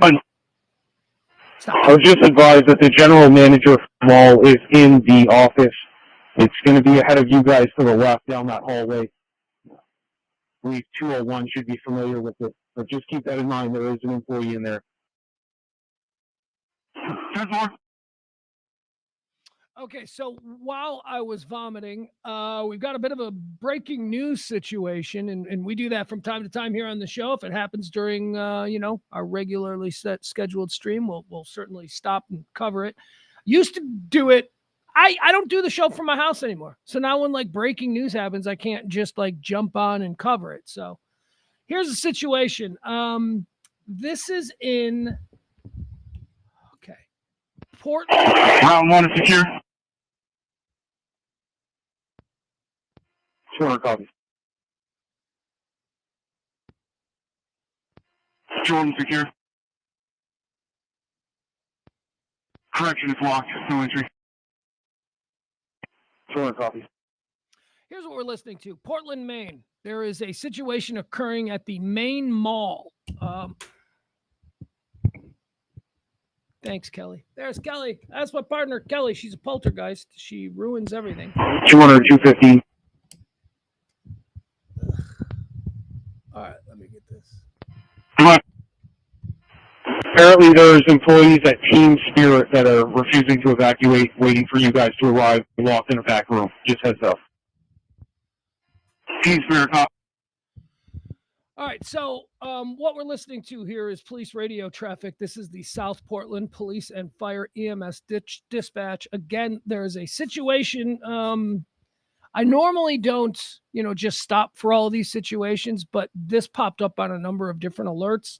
South Portland Police and Fire, Cumberland County, Maine. Police are on the scene of an active situation at Maine Mall. Public is warned to avoid the area. Let's see if there's more of a story to it. South Portland, the South Portland Police Department says it is investigating a, quote, Mrs. Right. Can someone check on Torrid? There's poison there. They won't come on until someone checks on him. Sorry, Lance, what was the store? Torrid? 10-4. I have a team that's working as fast as they can to get down that end of the hall, but it's going to be a few minutes if you want to let them know. Right, Lieutenant. So it's in 6200 Torrid in the food court. Okay, what?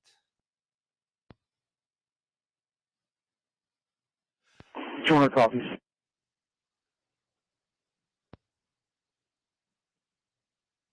What's 200? Go ahead. Employees in Victoria's Secret as well. Locked in the back room. All right, so 200 copies. Police are going store to store where shopkeepers, people who work there, customers are sheltering in place. The interesting 200 to 15 to 200. choice of Go ahead. word. I'm on scene. Where do you need me? The interesting choice of word is Just come right in the main entrance of the food court. Chief is standing there. I'll be with you guys shortly. active situation, not active shooter. There are no reports of anything, gunfire yet. 215 to South Portland. We get any more callers that are calling in. We're giving commands. Please have them make themselves known. Yes, we're getting individual calls from the stores. We'll call them. I think that's what we've been trying to tell them. Police say the mall is That's it. currently closed. The public is being encouraged to avoid the area. CBS 13 has a crew headed to the scene. We will bring you more details. 200's walking 4 out of Torrey, main entrance of the mall, food court. So that's why I'm talking about it, because CBS 13, this is one of the clues that you look for with these alerts. A lot of times the alerts are just, they start out like, oh, this seems big, and then it's not. Once you start seeing mobilization and confirmation of the event by established news entities, like if CBS 13 in this area has decided that this is enough of a story, this active situation, to send troops, to send crews, then you got to start going. Commandant's coming in with you. They're looking for you guys. They're over between JCPenney and the Hampton Inn. Is going to do D4. David 4. Simple. 501's on scene. Therefore, 501. See if we can find this place. So this is what we're talking about. This is Portland, Maine. This is not rural. Bit of a city for Maine standards, anyway. All right, so let's see where this is located. Okay, so it's up there. There's where it is. That's where the main mall is located. There is a situation. 42.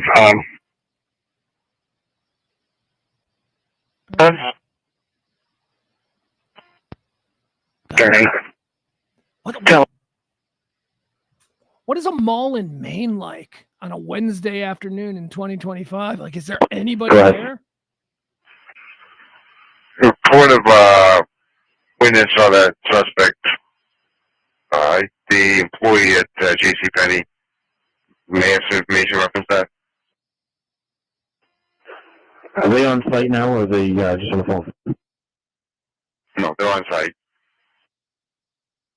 So I don't see them. So I'll clear on the whole building. We'll get to them shortly. If you want to just send me the number. JCPenney. Okay, so here we go. It's in the call, but I can send it to you.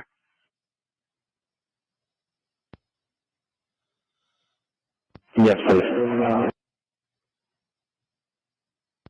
See what it looks like. All right, so this is what the mall here in Maine, where there is an active situation. Police have closed the mall. They're going. 100. We've only heard one mention of a suspect. Lieutenant. No mention of shooting. No mention of anything. Car 440, ambulance 42.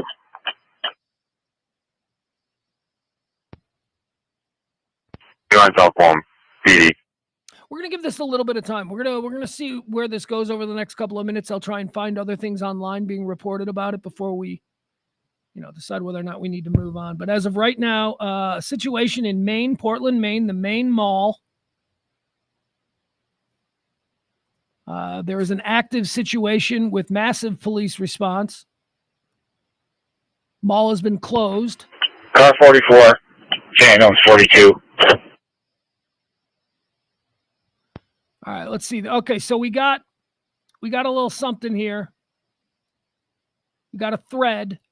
Seems to be concerning the main mall. Go ahead. Let's see what they're saying here. Let's go with the latest. All right. Do you have all your personnel with you, or are there still people at MMC? What does this one say? We have everyone. Mom's demand evacuation due to shooting. Okay, that's an online report of shooting. We haven't heard that I've not heard that from the police. Cop 42, calling Cop 44. All right, so here's a news story. This comes from... Cop 44. Thanks for heading out there. Some other members. I'll release 41, have them head back to quarters, cover the city. Keep 42 here. Okay, let's bring that down a little. This is CBS 13, South Portland Mall. Has been evacuated. Search for suspected shooter inside mall. So that's what we're listening to. They're trying to find a suspected shooter. Note this, CBS 13. First time we've heard mention that it's a shooter. Because remember, the police are labeling this. 15 to 200. I got the employees from Team Spirit 2. I'm sending it out to the food court. Copy. Police are calling this an active situation. CBS 13 is saying that there is a shooter on the loose. South Portland police say they are shooting for a suspected shooter. All right, now the police are saying it, as reported by CBS 13. Negative. I'm in their security office at the mall. I'm waiting to get that number. Police And say I'll they call her. believe the shooting was an isolated incident. One person was taken to Maine Medical Copy. Center. That's very good news. Dan, it's coming your way now. Should be there in a minute. Let's see what this is. 12 to 200. Go ahead. Good employees in Windsor as well. All right, so here we go. Here's a statement from the South Portland Officer Police LaCroix, can you Department. come up towards us and escort these two South employees? Portland Police Department say the South Portland Police are investigating an active situation at the Main Mall. The Main Mall is currently closed. Please avoid the area. An update about 15 minutes ago. South Portland Police are currently searching the Main Mall for an individual suspected of shooting another individual this afternoon inside the Main Mall. Preliminary investigation suggests that this is an isolated incident. All right, so that's enough for me. Again, whenever we talk about these situations and these things happen during our shows, I talk about the different boxes that I have in my head. I must compartmentalize the various forms of violence that we as American citizens in 2025 are forced to ingest.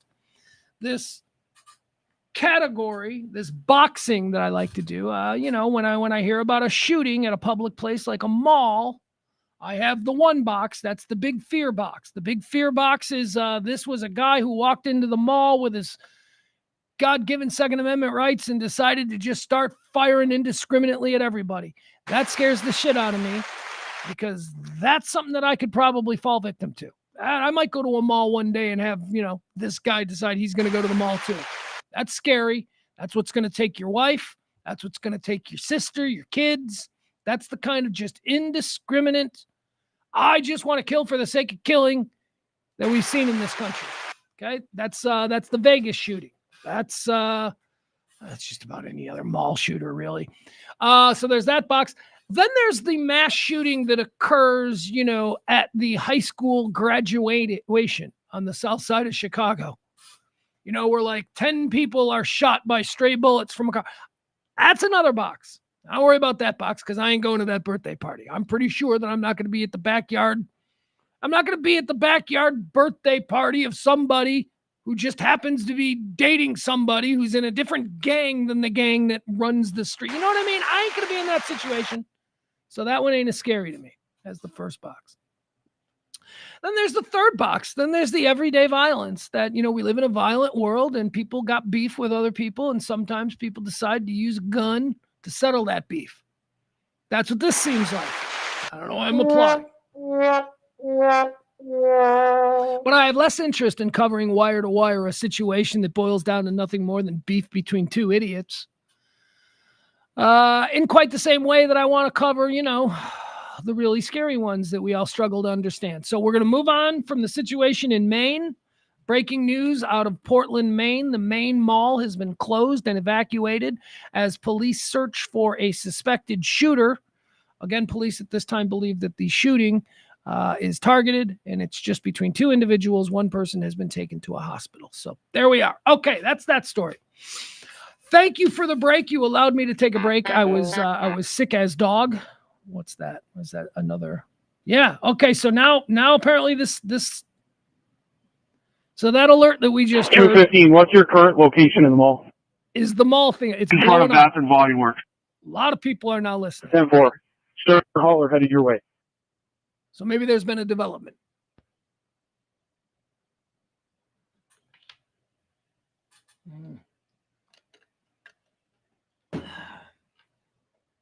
See, I don't want to get sucked in. I don't want to get sucked in. And then, it turns out to be just another run-of-the-mill example of American daily violence. But I also don't want to have that situation. I'll never forget the Robb Elementary School. Remember the Robb shooting? Terrible, terrible shooting where all those children lost their lives and the police did absolutely nothing. Now, that seems like the kind of story that in hindsight, I would have liked to have covered all the way through. But the Robb school shooting in South Texas occurred just as we were signing on for a live stream. I stopped the show. We began the show with there seems to be some kind of a shooting down there in South Texas. And after about a half hour of us covering that story, we walked away from it because there was no information. That was the weird thing about that Robb Elementary school shooting. The first reports came in around 11:45, noon. And then it was nothing's happening. Don't worry about it. It's not as big a story as you were led to believe. It's nothing. And then that went on for 2 hours. So I do the stream, and then I end the stream, and I go have lunch, and I'm sitting there. I got the TV on, and all of a sudden they're breaking in saying that 14 bodies have been taken to a hospital in San Antonio. And oh, my God, 14 bodies.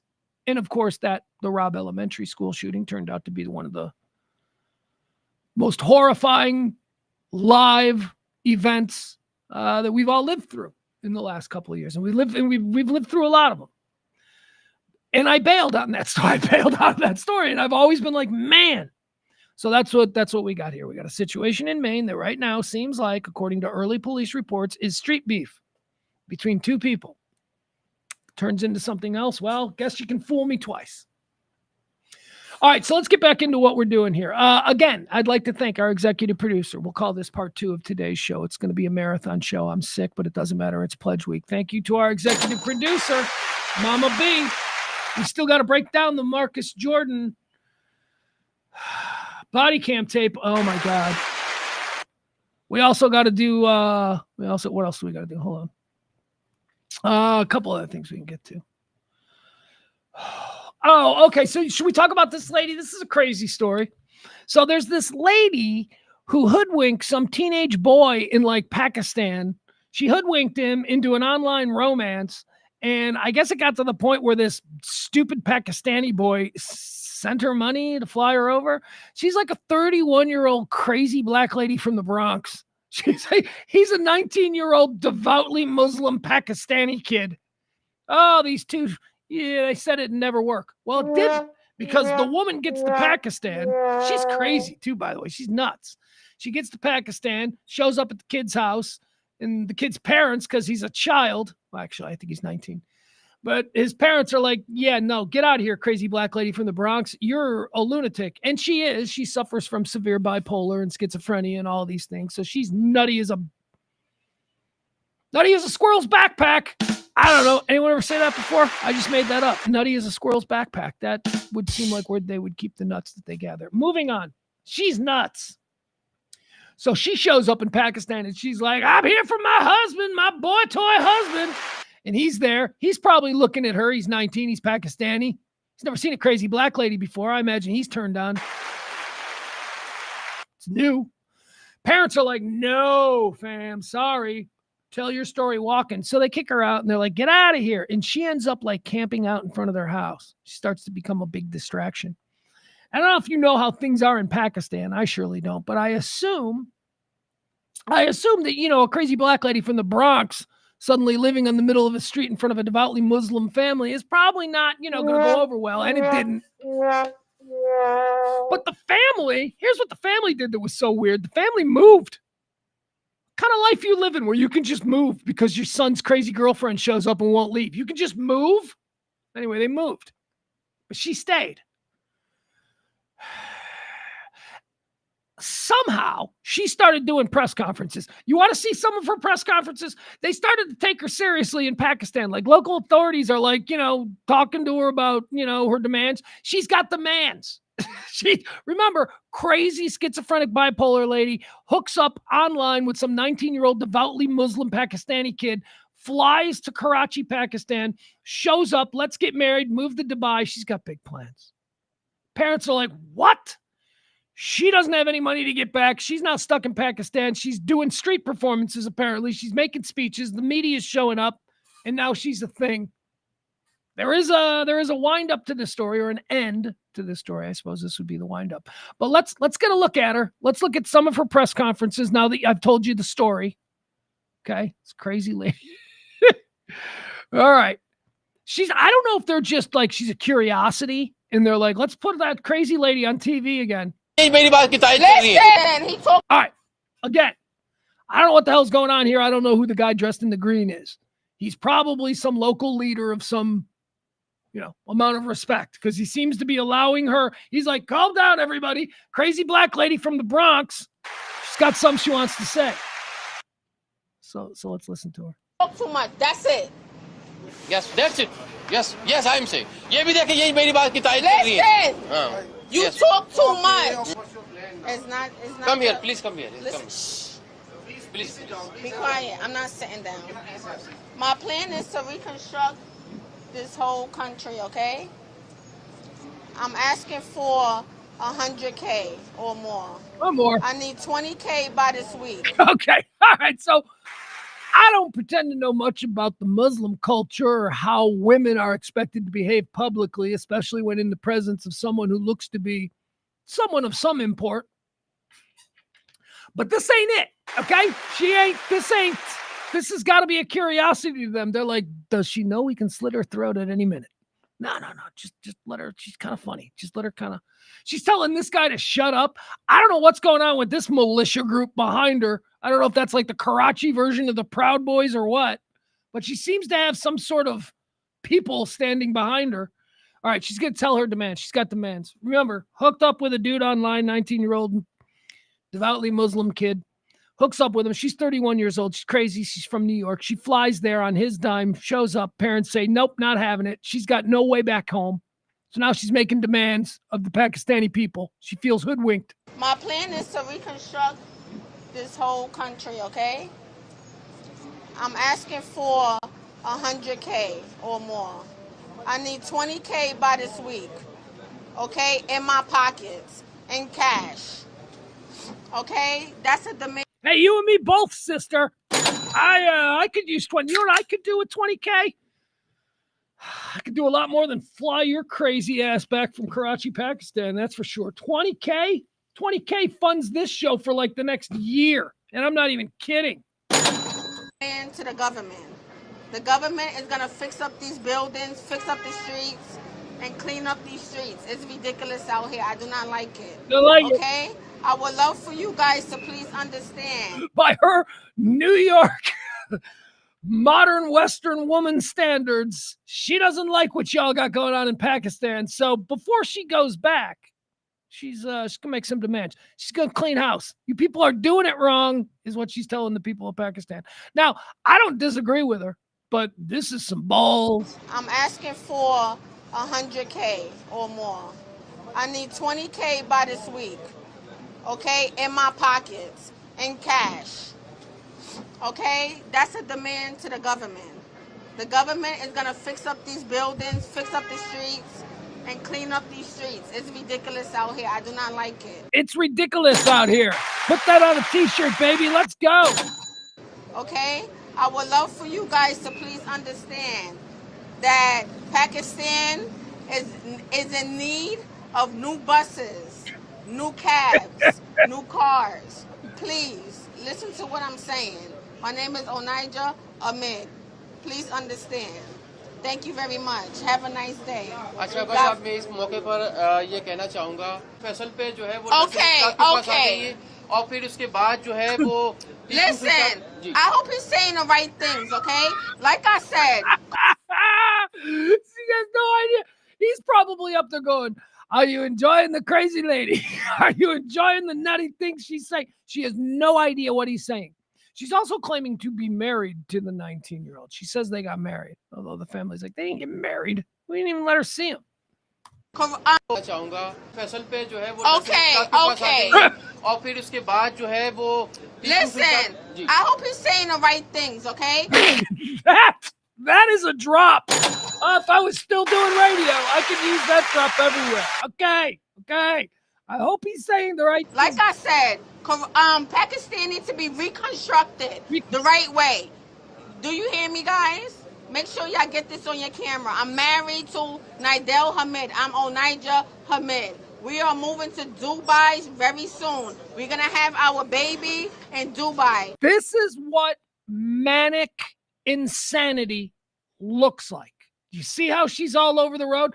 She's going to fix Pakistan. She's going to run. They're doing it wrong. She knows she only needs $100,000, and she's going to fix Pakistan. She needs 20 in her pocket by the end of the week. 20, at least, in her pocket by the end of the week. She's going to fix Pakistan, but also, very shortly, she's moving to Dubai with the 19-year-old that she didn't marry, but she says she did marry. This is mental illness. It's private. I'm Muslim, and it's against my religion to tell y'all my business. Have a nice day. I'm not talking unless y'all Oh, yeah, she's done multiple press conferences. Giving me land and 2,000 or more every week. You hear me? Yeah. I'm getting my Pakistani passport and Pakistani ID. I'm getting it. Do y'all agree? Mind your business. What? Talk. I'm getting one. Do you have one? I have Pakistani passport. Oh, you do? Okay, good. Listen. We gotta listen. Got something to say. I don't live here. I'm chilling. It's none of your business. Now go home. Here. Take it. What are you doing here? Take it. Not your place. If you haven't find him. All right, there you have it. That's our crazy fun lady. She's an American who went to Pakistan thinking she was going to marry some dude she hooked up with online. That dude's family said no. Apparently Pakistan's like, here, we'll give you a plane ticket. We'll give you a plane ticket, you can get out, and she won't leave. But here we do have a new breaking update on that story. American woman in Pakistan baffles the internet as she refuses to leave after planned marriage to teenager fell apart. A New York woman has become an unlikely viral hit after her trip to Pakistan to marry a teenager she met online turned into a series of bizarre exploits as she refuses to leave the country. She now demands thousands of dollars and claims that she wants to rebuild the nation.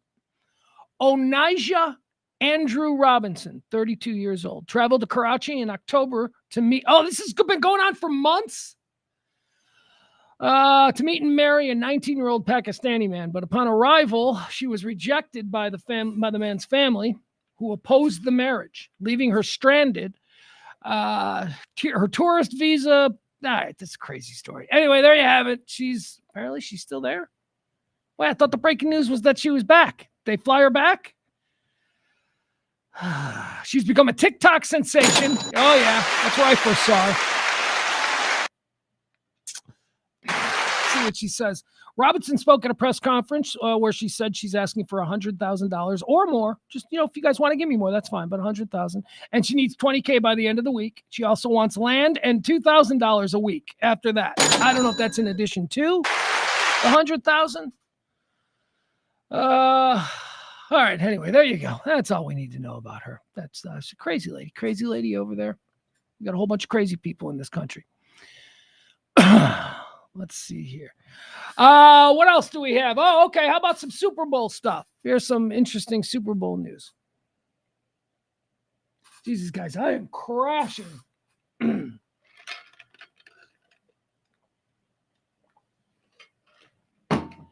So, all those slogans that they have on the back of end zones and helmets, the NBA or the NFL. We're just going to put it out here so that everybody thinks that we're completely dedicated to ending racism and all that. Some say end racism. Some say choose love. Some say we're all in this together. They had these slogans, these eye-rolling slogans. The slogans in and of themselves are wonderful thoughts. Wonderful thoughts. But know the room. This entire country, all of us, are so steeped in cynicism at this point about these feckless honorariums. Everybody, thank you for your service. I support the troops. All of these things that we want to end racism. These are all nice things to say. But they become such a point of moral superiority in this country that although I say that the notions of those slogans are in and of themselves wonderful, we all roll our eyes at them. They're all like, oh, geez, here we go again. Yeah, okay. End racism, NFL. So for the last, I think it's 4 Super Bowls, the end zones have been painted with the slogan, end racism. Well, apparently the NFL has ended racism. Because this year, the end zone, for the first time, as I say, in 4 Super Bowls, will not have the slogan, end racism. The NFL is dropping end racism from its 3 slogans, and they will be focusing instead on choose love, which will be in the end zone, and we are all in it together, which will be in the end zone. I understand this. I understand why they would choose to get rid of that one, because isn't it kind of redundant after we're choosing love? Isn't it kind of redundant after we're deciding that we are all in it together to then say, but also end racism? But the suggestion there is accusatory. Or the case can be made that some people feel that way. Some people feel that choose love is beautiful. What a nice sentiment. We're all in this together. Ain't that the truth, brother? But end racism is a bit more, well, against who? I mean, what do you mean? Who are the people, and who are you saying? Racist? What? White people? That's what it is. The end racism line, although a wonderful thought, does result in eye rolls, because it does seem like the only of the 3 slogans that is like, you guys did. We're talking. You know who we're talking to here. You know who we're talking about here. Yeah, it's just. So anyway, there you go. That's the big breaking news as far as cultural awareness and the NFL's role in driving the narrative of how we're supposed to treat one another and who shouldn't have. I mean, they should have that role. The NFL is the most important cultural institution that this country has ever produced. You might think it's our rock and roll. Maybe some say it's Hollywood. Nope, it's the NFL. The NFL. Maybe not globally, but certainly from coast to coast, there is no cultural thing that draws us all together quite like the Super Bowl. So there you go. Watch, the numbers again. Well, but everybody tunes in for the Super Bowl. Here's something interesting from the Super Bowl. This I saw earlier this morning that I wanted to share with you, because we here in North Texas, we're still reeling from a chain of events that led to, I don't know who the coach is. Brian Schottenfacer. I don't know, some guy like that. So the Super Bowl this year is between the Chiefs and the Eagles. And there is a player on the Chiefs who played for both the Cowboys and the Eagles, and he was asked the direct question. The difference between Dallas, I told him, it's between cultures. The culture of the Kansas City Chiefs and the culture of the Dallas Cowboys. Now, Peyton Hendershot, the tight end who plays for the Chiefs, he played for both teams. He started his career with the Dallas Cowboys, and now he's with the Chiefs. So he was asked directly, what's the difference between a winning Chiefs culture and the Dallas Cowboys culture? Here's what Peyton Hendershot had to say. And in my experience, not every team is covered like the Cowboys. It's a little different being here, going for a three-peat as a franchise, whatever. But do you think it is different? People talk about the tours and all that kind of crap. I would just say, like, the difference between Dallas, I told them this last night, and this isn't throwing no strays or nothing, but, like, I just feel like when I came to Kansas City, and, like, my first experience in the NFL was the Cowboys, so that's all I knew. I just feel like here it is strictly just football and winning. Nothing else but just football and winning. And I feel like with the Cowboys, it's a little bit more of like the public image and you know what I'm saying? Just the extracurriculars that come with it too. And here, let's just win football. And that's our thing. It feels like winning is a priority, just not the priority sometimes. Yeah. It's just not as paramount as I think here. Like here, I'm telling you, like I've never heard anything but football and about what we're trying to do. And you know, when you're in Dallas, sometimes it's about the signings and the pictures and the events, and you know what I'm saying? And it's just, I'm just a small town kid from Indiana, so it's good to be like back in that type of environment. And Midwest town, the vibes are comfortable, and I think it makes a week like this where it is crazy, it makes it easier for you to lock back in. And that's what I told him last time too. I said the thing that I cherish most, not most, but a couple things that helped me from being on the Cowboys was the atmosphere. Like you just said, I come to this event, Super Bowl or whatever, and I'm not really that anxious or nervous. Just when you play for the Cowboys, it's already to that high of a magnitude and blown up. And then the D-line, going against Micah, D-Law, all them. It's just like, so when you go up against any of these other guys in the league, I was going against them every day in practice. All right, there you go. That is former Cowboys tight end and current Chiefs tight end, Peyton Hendershot, on the difference between playing for the Dallas Cowboys and the culture and the Cowboys environment versus that of a dynasty like they have in the Chiefs. He said exactly what we all know. Being a Dallas Cowboy is a completely different experience than you'll find in almost any other team. Maybe the Rams to some extent because of the Hollywood and the distractions there. Maybe New York, the Jets or the Giants. I don't know. Dallas Cowboys are a different thing. They're like the Disney World of the NFL. And when you play here, I mean, I have friends who have played for the Dallas Cowboys, and I have been friends with people who were current members of the Dallas Cowboys. And, you know, it was a lot of nonsense. You know, I had friends who were on the Cowboys when Parcells was there, and all of the distractions, not distractions that every other team has to deal with, like Dallas distractions, Jerry Jones distractions, the center of the universe, you know, that whole thing. We've known that. They go to other places. Players go to other places where it really is just a football business. And I would imagine that Kansas City is very much like that. Chicago for many years has been accused of being that. Now the culture isn't great, but you know, football, it's only about football. They don't care about being on Love Boat or Fantasy Island or, you know, having the Dallas Cowboy cheerleaders or America's team branding. And, you know, there are teams that are just like, yeah, we're just a small mom and pop football operation. Pittsburgh, Green Bay, Kansas City. Kansas City's like that. Kansas City, those guys come in there and it's just all about winning. Cowboy players come in and it's all about you're representing the star. You're the star and the brand and the legacy of this whole Dallas Cowboys environment takes precedent over what he says the Kansas Cities are all about, which is let's just win football games. There you have it. Not breaking news. I think it's something that we all kind of assumed was the case, but now we hear it from the guy who's played for both teams. Peyton Hendershot saying too many distractions there with the Cowboys. All right, let's do this last one, guys. I am crashing very, very quickly, and we've got to go through this. I want to watch this because we talked about this story yesterday, and I had questions. And I don't want to sell it to you short. So let's get into the Marcus Jordan DUI tape, okay?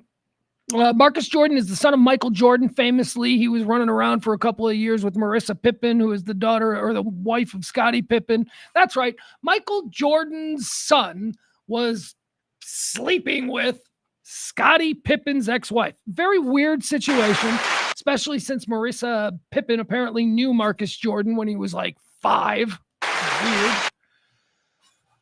But okay, so Marcus Jordan, he's a bit of a party boy, a bit of a dauphin, a bit of doesn't really have any, he's not really good at anything, you know. He's just got a lot of money. His dad's a billionaire. His dad's Michael Jordan. His whole life he's been Michael Jordan's son. It's probably difficult being in that shadow, especially since you're not nearly the athlete your father was. He played like minor college basketball, like Central Florida or something. But yeah, Marcus Jordan was never going to be anything that his dad was. And he never really seemed to try to become that. But he has made headlines over the years for other things. Bit of a party boy. Like I say, a bit of a dauphin. You know, the prince and the prince with no responsibilities. He does whatever he wants, whenever he wants, and nobody questions him because he's the prince. He's the dauphin.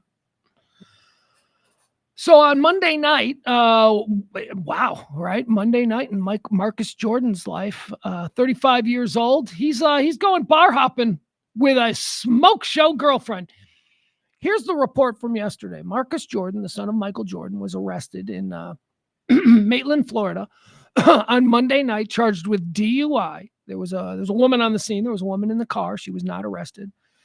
He was also found to have cocaine on him, Marcus Jordan.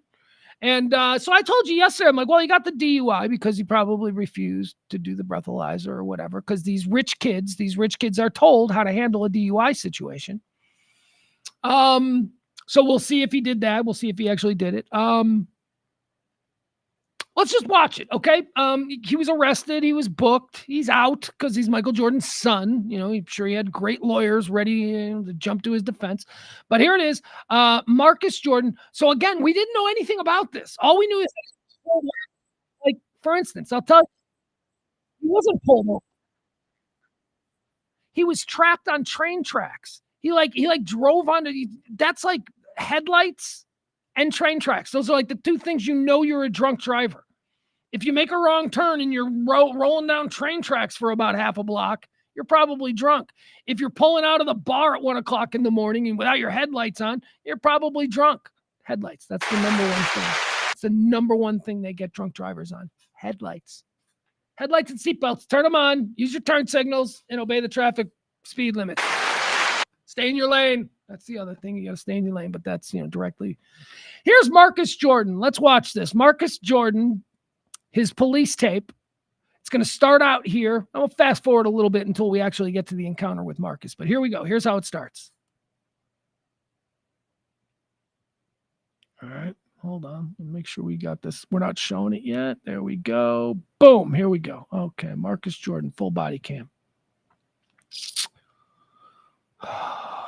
Rolling around with a Seminole County Sheriff's officer. This occurred in Maitland, Florida. All right. Looks like a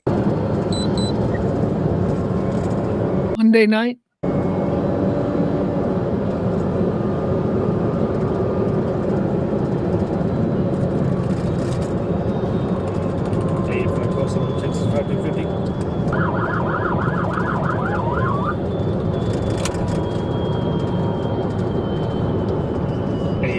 Seminole vehicles, 12 Foxtrot. Okay, so here's what's going on.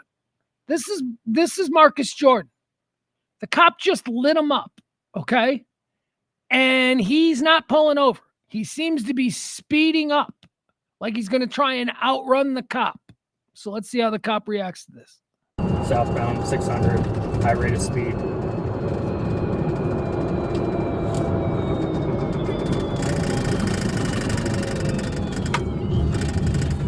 All right, so the cop is not chasing him. The cop just handed it off to another cop.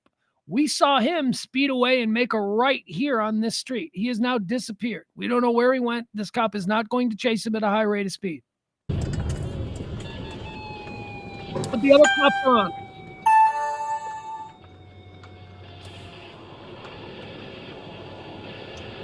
Hey, 512, someone at Kingston 39 Maitland appears to have gone appears to have gone west on Greenwood Drive. I'm turning around. Okay. All right. So now he's he disappeared on Greenwood Drive, and now we're gonna fast forward a couple of minutes. There's a call of an accident, a car on the tracks just off Greenwood Drive. So here's this cop again. He's gonna walk the train tracks. Okay. There's apparently a car on these tracks. There you can see there's some lights down there. Looks like, is that a train coming or is that? All right, now we're about to meet Marcus Jordan. We're about to meet Marcus Jordan and his lady friend. Whew. All right, now, I got some theories on the lady friend. We'll talk about that as we get to meet her. All I'm saying is, pretty good to be Marcus Jordan. And, he's doing all right. There we go. Let's meet him. The son of Michael Jordan.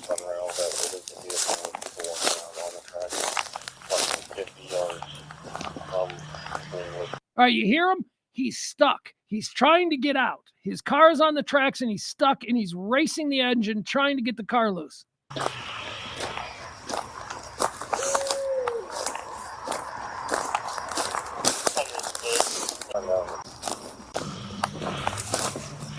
All right, here come the cops.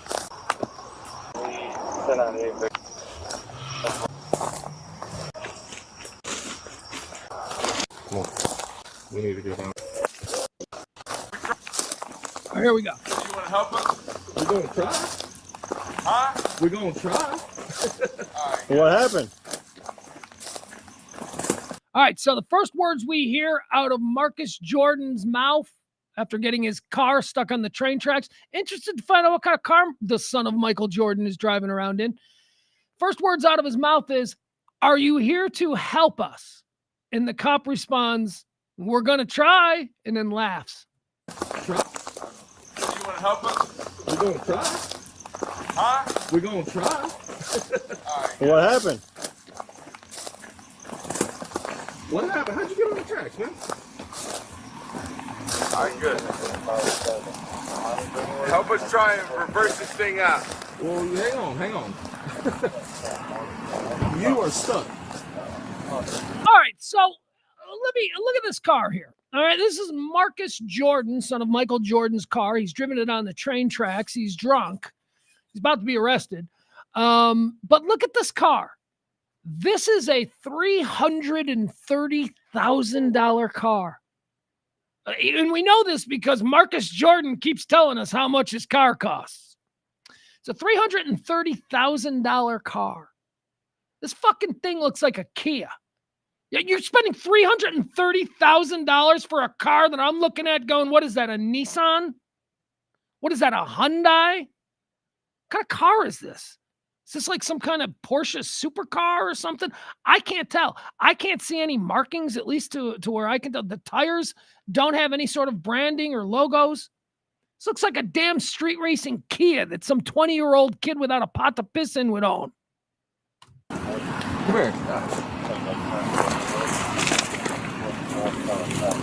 You know the trains come by right now, right? All right, so here's the girl. All right, we're going to get to see the girl. This is our first taste of, let me introduce you to Taylor. Taylor is, I believe Taylor is a stripper for a couple of reasons. She's a good stripper. I think she's one of the good ones. Like, you go into a strip club and a lot of times there's just like these real trampy, like, I've got 39 triple Fs, you know, just like really trampy and stuff. But then there are like strippers who are like, oh my God, she's like gorgeous. Why is she doing this? That's the kind of stripper she is. And here's why I think she's a stripper, because he runs down the list of places that he's been, and he doesn't mention the strip club until later on.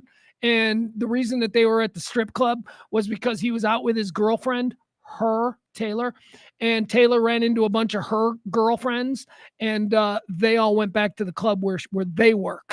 So, yeah, she's a stripper. He's not trying to say that my girlfriend's a stripper, but he is saying that his stripper's closest friends, or his girlfriend's closest friends, are all strippers, and they went back to where they were.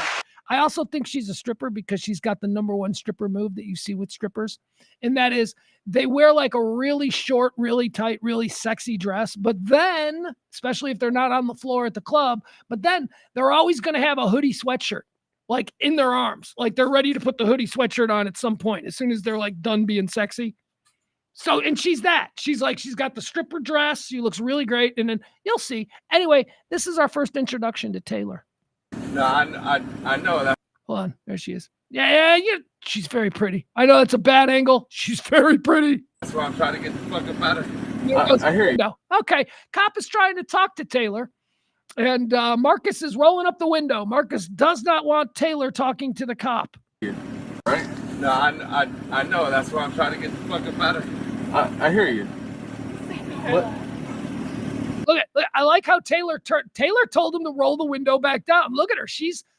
I'm telling you, man, she's not a bimbo. She comports herself in a way that we're okay with at the end of this. We're like, you know what? His girlfriend, because there's always the chance, like you'd think, who's he with? Is he with some hoochie chick, some chick from the block? So he's going to be like, you ain't got no cause to do this. Is she going to be like that?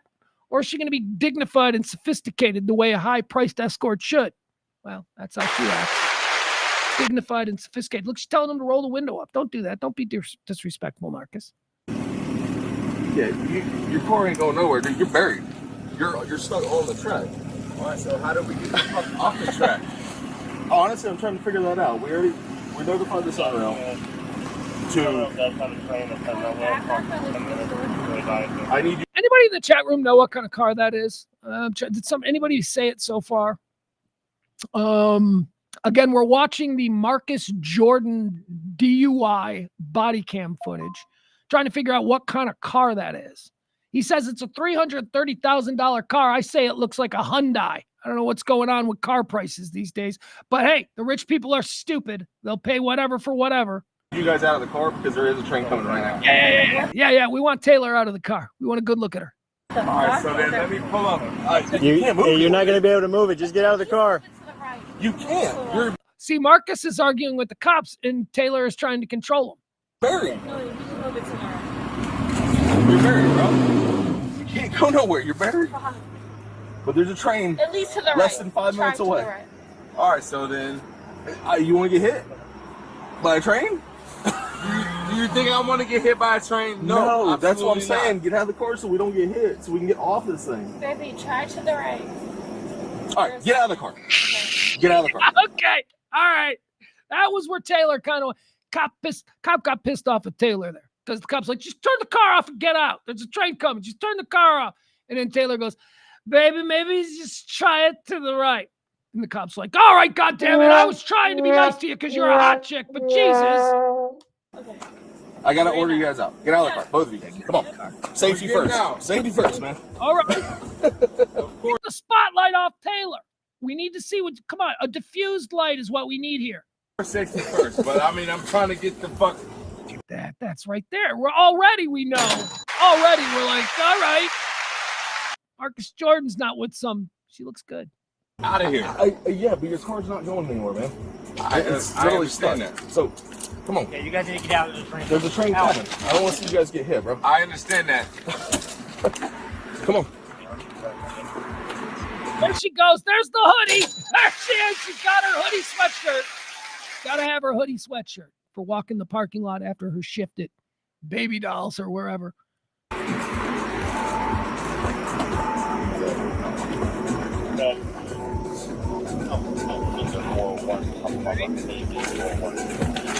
All right, let's step over here. There's gotta be a way to get this car out. Look at the tire right here. Look.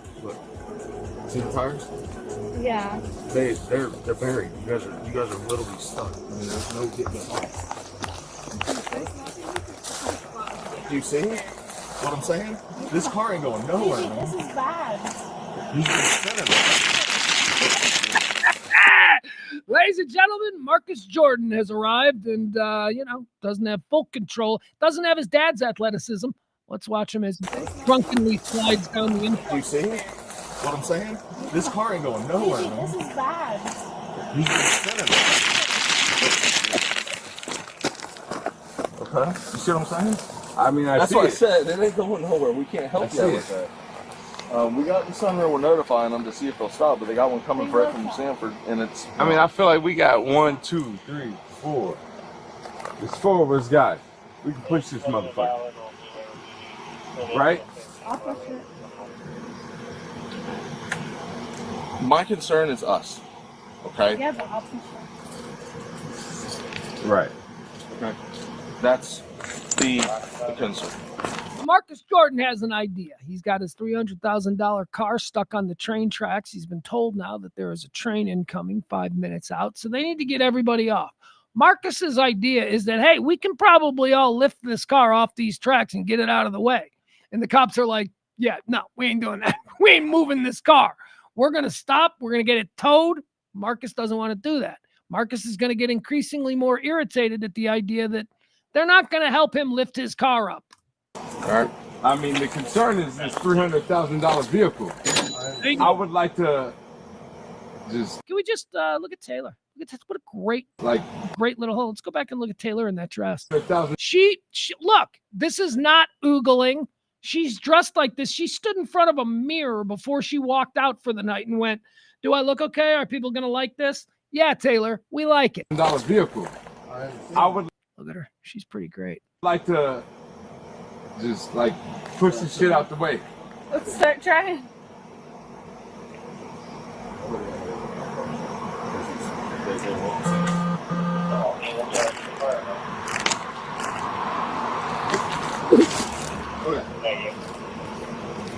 This dude is 35 years old. Like, he looks all doughy. I mean, he looks big, like he's got Michael Jordan height, but he's not NBA big. He's a big dude. Michael Jordan ain't never been this out of shape. Michael Jordan's like 60. He ain't never been this out of shape. I don't know what to do about the tow truck or anything. Tow truck. We don't need a tow truck. We just need.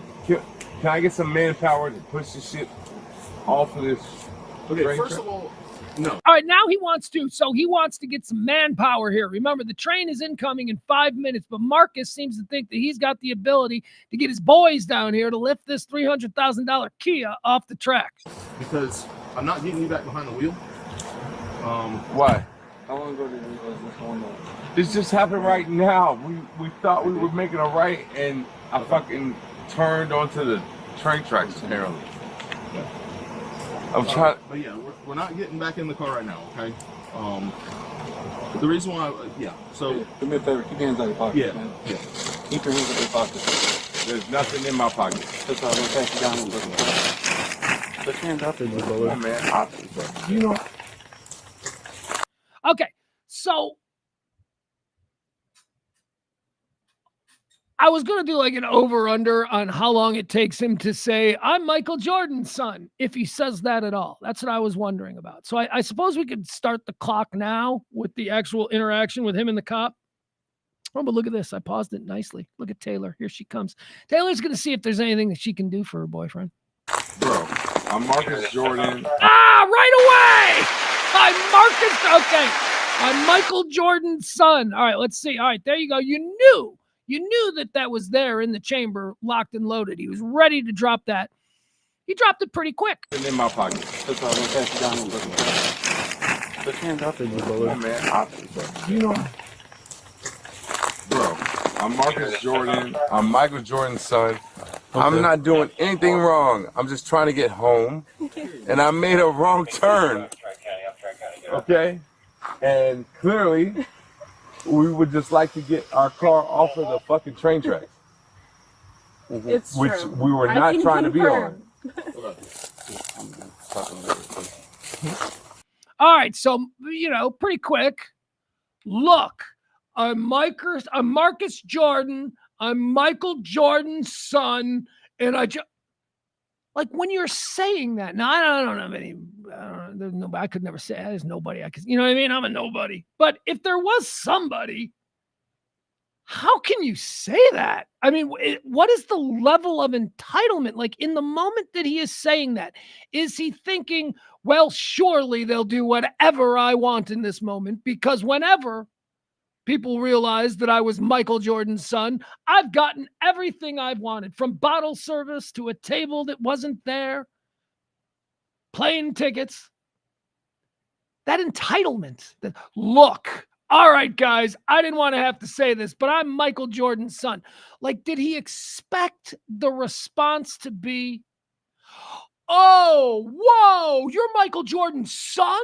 Wow. That is, oh man, we are sorry. Hey, you're not going to tell your dad about this, right? I mean, I would hate for your dad to think that a couple of random cops in Maitland, Texas, or Maitland, Florida, harassed his son. I mean, is that what he thought?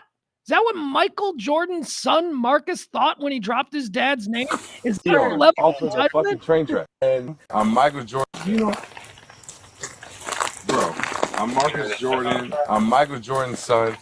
Okay. I'm not doing anything wrong. I'm just trying to get home. And I made a wrong turn. Okay? And clearly, we would just like to get our car off of the fucking train. He's trying to reset the vibe, okay? He's trying to reset the energy of the situation. Notice the laughing. Taylor's doing a great job as a girlfriend. She's laughing with him like, guys, this is not, if you're going to buy this bullshit he's peddling, I'm with you. I hope you do. She's playing along. They're trying to make this seem light. Guys, I'm Michael Jordan's son, okay? She's playing along. I'm in love with Taylor. I have not been this obsessed with some rando hot chick since the Jake Paul Mike Tyson fight. Remember that ring girl? Remember that ring girl at the Jake Paul Mike Tyson fight? Jesus, I was obsessed with her for a couple of days. But now it's Taylor, no last name needed. Taylor, the girlfriend of Marcus Jordan. Train tracks. It's which true. We were not trying to be on.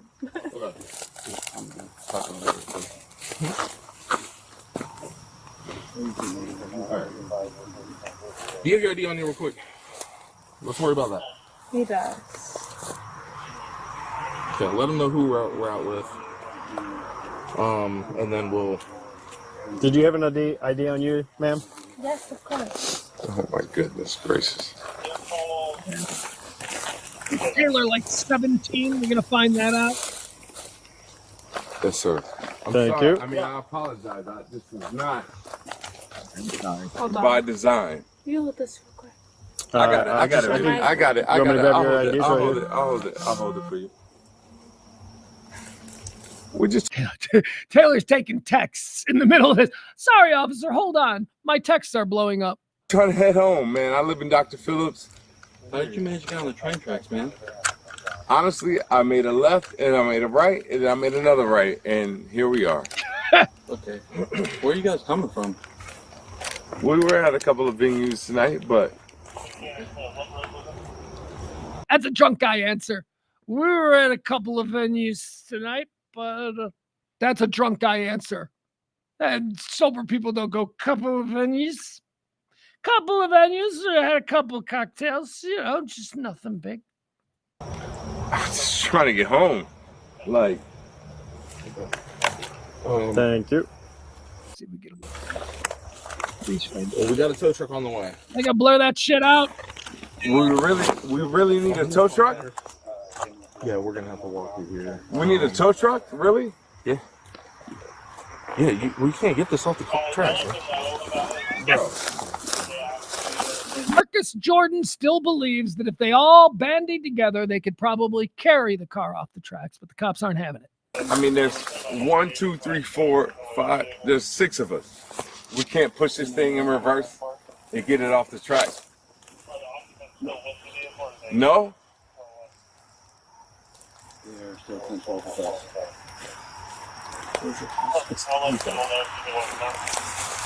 It's 60 man. Excuse I me. think what it'd be. Fellas. Control. Yes. I'm just trying to get my car off of the train track. I didn't realize that this was a train track. Okay. Yeah, that's the problem. Why didn't you realize that was a train track? Because you're drunk You got keys to your car. and on coke, which is also, you know, kind of, this is like not good, not anything that I'm proud of. But that actually makes her kind of sexier. Because, like, the cocaine ain't for him. The cocaine is for girls like her. You know, and the reason he's got cocaine is because he dates girls like her. And girls like her hang out with a bunch of other girls and they like to go to the bathroom and they don't pay for anything. So Marcus Jordan's got to pay for the cocaine. I'm not saying Marcus Jordan doesn't do a line or two just to be, you know, a non-party pooper. Maybe. But the cocaine is for the girl. She's a cocaine girl. She's a cocaine stripper. That's kind of hot. Let's continue. To mine? Yes. Let me see. Yeah, and that's why we're out here with you right now. I know. Because we're spinning tires. We see people walking on train tracks, and there's possible trains coming. Okay? Trust me, I understand that. So the quicker No, we can move this motherfucker, the better, right? I'm telling you, we cannot push this car off the track. There's no possible physical way in this universe. I disagree with that. Okay. But, okay. You have more than right to disagree with me, okay? I mean, I'm just saying, if there's 6 of us and we throw this thing in reverse. Call your dad. Call your dad. Just threaten to call your dad, and, you know, he'll tell him that they should move the car. So I'm going to start fast forwarding now because this is like an hour and a half. This thing goes on. This was a long interaction between the police and Michael Jordan's son, Marcus, on Monday night. So far, right, he seems to be understandably focused on his $300,000 vehicle that is about to get hit by a train. All right, that's logical. I would get that. I understand why you would be like, okay, whatever's happening here, that's a car that I need to get off those tracks. So he's kind of focused on that. But also, while disagreeing with the police officers, he is still, to this point, albeit noticeably inebriated, he is being okay. He is not being a jerk. He is not challenging them. Yes, he's already dropped the family name. I'm Marcus Jordan. I'm Michael Jordan's son. He's already done that. So that's a bit of a red flag. But for the most part, I think you can say he has comported himself in a manner that would be acceptable for somebody who is probably embarrassed that this has happened to him. I mean, there's a lot of embarrassment here. In front of his girl, in front of his cute-ass coke slut girlfriend. Oh, my God, he's being pushed around by other men. That ain't good. It's going to take a lot of cocaine for her to forget this moment. ever find him sexually attractive again. But he's been okay. He's been okay. So let's see. I'm going to fast forward a little bit because I can tell you that he's not okay throughout this entire. He kind of turns into exactly what you would expect a prince to behave like when authorities crack down on him. Here we go. I've already got concerns for your level of impairment anyways, okay? So that's why. Because I can smell alcohol coming from you, and you're on train tracks. Okay.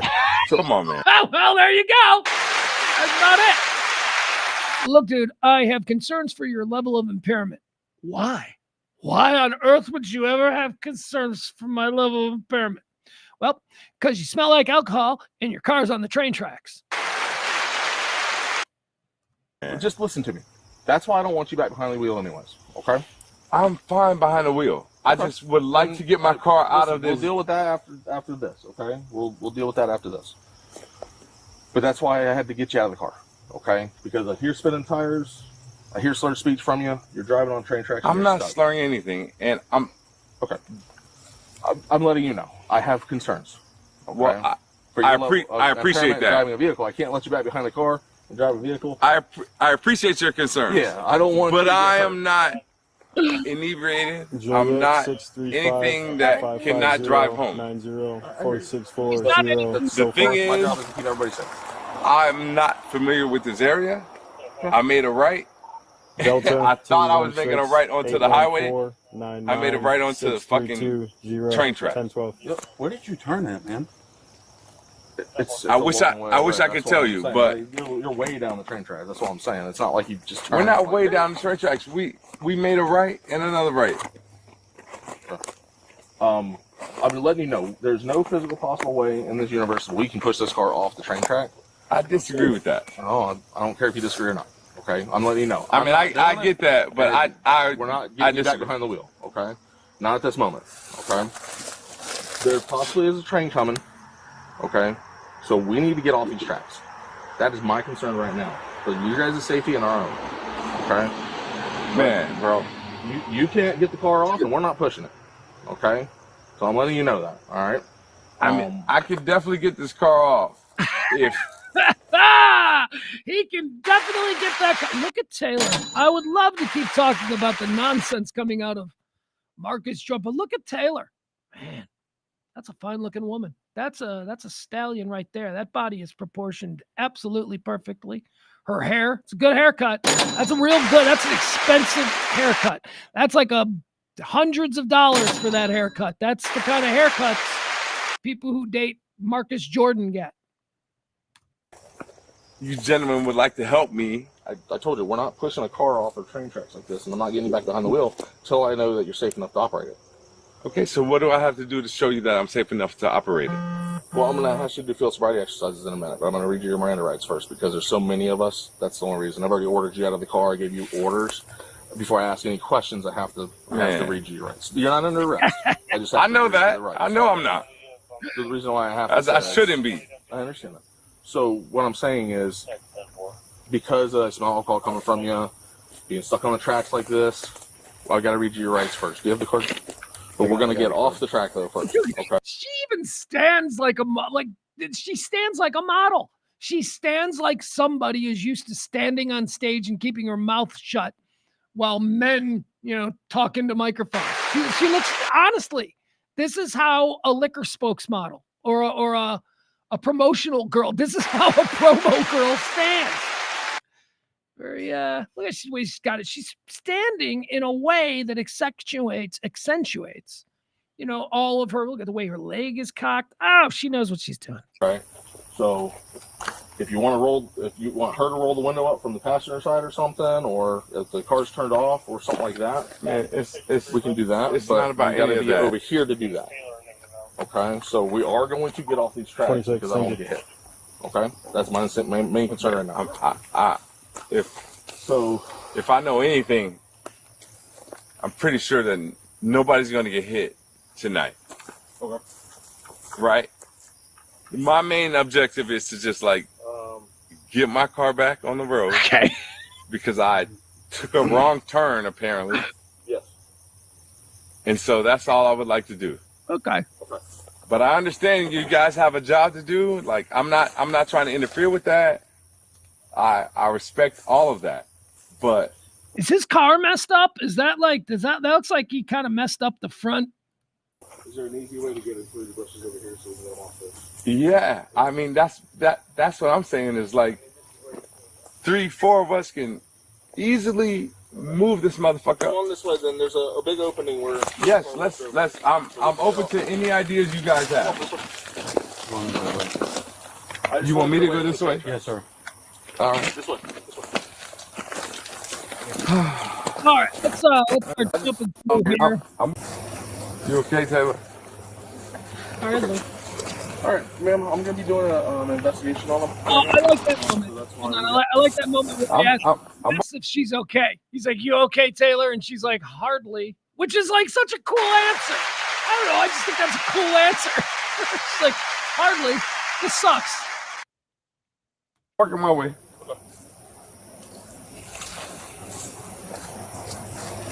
You okay, Taylor? All right, Lou. All right, ma'am, I'm going to be doing an investigation on them right now. So that's why we got multiple cops here. So. Also, we should point out that was actually a testament to his mother, Juanita. That was that there was, because Michael Jordan's an asshole. He's a self-centered asshole. He doesn't care about anybody else. But the very idea that in this moment Marcus Jordan knew or thought enough of Taylor to ask her how she was doing, how was this all affecting her, that shows me something that I would not necessarily expect from Marcus Jordan. I figured he'd be like, whatever, ho. No, but that was nice. That shows that he actually, despite, being a perpetual fuck up, it shows that, he does actually have some redeeming human qualities. Of course, if I had a piece like Taylor, I would make sure that Taylor was well taken care of too. I'm going to have right here. So, ma'am, if you'd like to stand by the cop pole or stand back there. But I'm going to be doing an investigation, so I don't want more people in there, okay? All right. So, sir, I got a couple questions. Did you want to stand back here by the car? First, I got to redo this because we can do that. Here. If you want, let's go move over here. Let's see that we get a really good. Let's see if we get a really good. Yeah, she's a beautiful young lady. Here. If you want, let's go move over here. Let's fast forward. Here's all you need to know. He does do a couple of the field sobriety tests, like the walk the line and stand on one foot and all that stuff. He fails them. He's terrible at them. He refuses to blow because, again, it's speculative. If you fail walking the line, that is the discretion of the police officer, whether or not it was good or bad, whatever, you can argue that. When you blow and you have an actual blood alcohol, that's hard evidence. So you don't ever give him that. So we didn't give him that. He wouldn't give him the hard evidence of the blow, but he did do a couple of field sobriety tests. So the police officer was like, yeah, I think you're drunk. Your car's on the train tracks. You're slurring. We've gotten everything on tape. You just failed these. I'm going to roll with that into court. I think you're drunk. So let's fast forward to him being in the police car, heading to the jail. Marcus is no longer being a nice guy. Marcus Jordan is now a complete asshole. Let's see how the car ride in goes. He's no longer even trying to pretend like he isn't drunk. He's just now drunk guy taking a ride to the police station. All right, here we go. Marcus Jordan in the back seat. Let's go from here. Let's just watch from here. Yeah, this will be good. Here we go.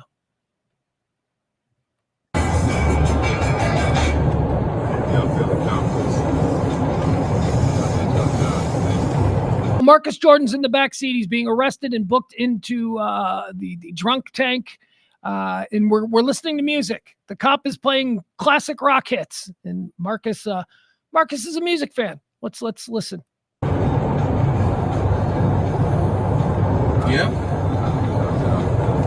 Yeah, we did our job. Y'all did something. I wouldn't say it was your job. Y'all did something, all right. Motherfuckers getting turned out the wrong way. And then now y'all trying to get me a big body. That's fucking insane. It's fucking insane.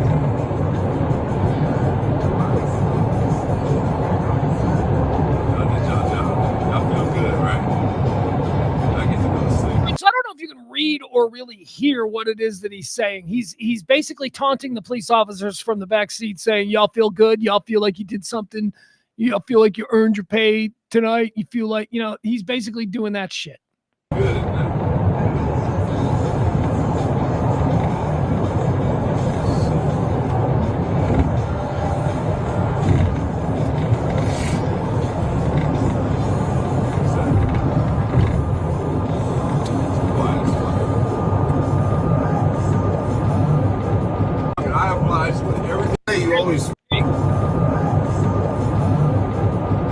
No matter what I say, you always tell me to stop talking. Sir, I didn't tell you to stop talking. I obliged with everything you asked me to do. No. You made the assumption, which was a wrong assumption, that I was too impaired to drive. All I did was make a turn down the wrong street, thinking I was going to get back to the highway, and there was a motherfucking railroad track. I apologize. I'm sorry. Y'all want to take it to the 10th degree. Y'all do that. So he's basically arguing with the cop that for what he did, he apologized, and that should be good enough, but they want to take it to the umpteenth degree. A 67 and a 60, sir. Slow it down. Now he's in the backseat telling the cop he's driving too fast. He's now policing the police officer, saying, you're driving, you're breaking the speed limit. Slow it down a little bit. My dad's generation never saw cancer coming. I had no reason to suspect that I had cancer. I ain't paid for no use. I don't feel comfortable in a car that's speeding. Do you feel comfortable in a car that stopped on the tracks? No, that was an accident. That was an honest accident. What's your ticket? Trust me, Marcus. If I wasn't stuck there, I wouldn't have been there. Marcus. They gave y'all plenty of time. I would have thought y'all would have helped me. But nah, y'all Albert's one of shit. Let's arrest the black guy.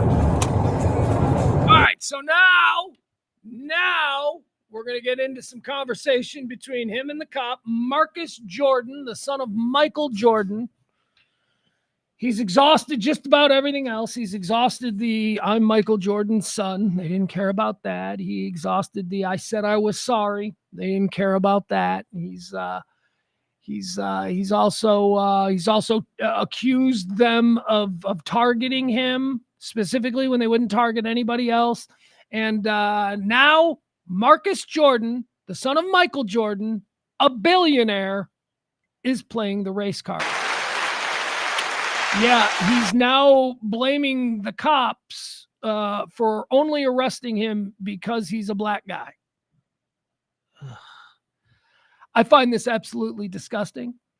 I find this absolutely disgusting coming from Marcus Jordan, who is now going to leverage the black experience in America as if he's somebody who has experienced that and can relate and has been persecuted. He's the son of Michael Jordan. He grew up in Chicago. Do you know what Marcus Jordan's life was like at 15? Pretty fucking good.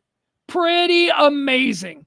So that's why we should all be disgusted by Marcus Jordan here trying to play the race card. Let's listen. I would have thought y'all would have helped me. But nah, y'all Albert's one of shit. That's all right. I would have thought you all would have helped me. But no, that's not this shit. And then he says here, well, it says that's the rest the black guy. But what Marcus Jordan says was, no, you all arrest the black guy. Arrest the black guy. If I was a white motherfucker that would have parked, I would have helped me push my shit in reverse and get back on the street. There was no pushing that one, man. He dug it deep.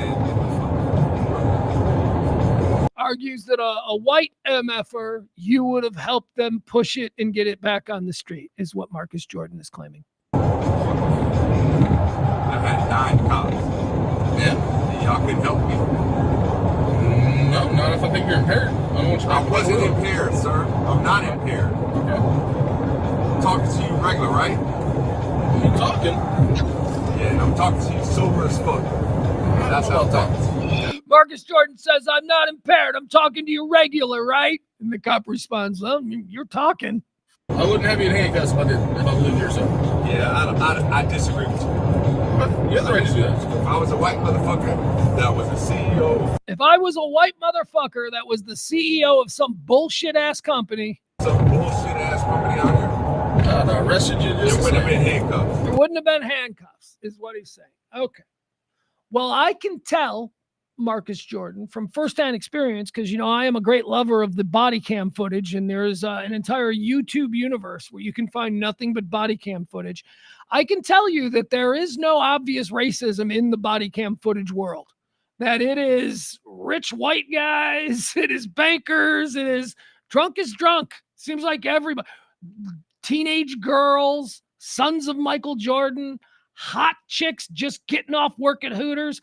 I am telling you, if you simply search body cam footage on YouTube, you will see that there is no, at least as is represented on YouTube, there is no obvious, oh, only black guys get arrested for DUIs. No, it seems like cops just pop anybody who's easy to get. And when you make a wrong turn, slur your words, and park in the middle of a train track, you're easy to get, Marcus. Oh, yeah. Nah. I've arrested plenty of people for DUI. Yeah, bullshit. But in school, you get a little notch on your little fucking whatever. A little pedigree. It's gonna make you a good guy for somebody in special. This nigga over here, he just silent as fucking. Right, so now he's saying, you think you're special. Now he's picking on the other cop. This motherfucker right here, he's just silent as hell. He's being belligerent. He's being an asshole. He's being everything that we know rich kids to be. When it comes time for them to have to go through what the rest of us go through, they don't behave all that well. They don't think the rules apply to them. And that's what we're seeing. We're seeing belligerent, angry Marcus Jordan, who knows that he'll probably get bailed out and this won't be that big of a deal. And he's got a chance now to lord over a couple of blue-collar working-class cops, treating them like assholes. Why? Because he parked his $300,000 Kia on some train tracks. They're the bad guy.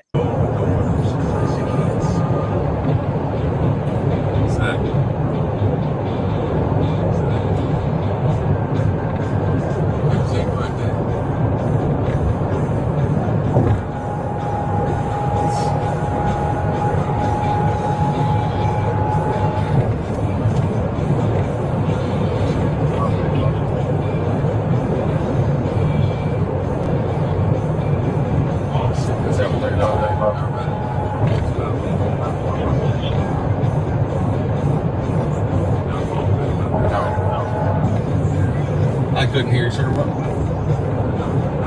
don't have to hear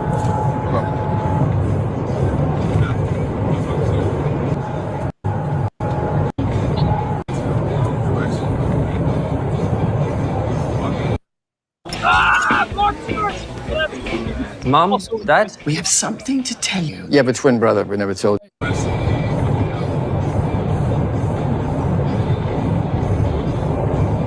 far is this drunk tank? My God.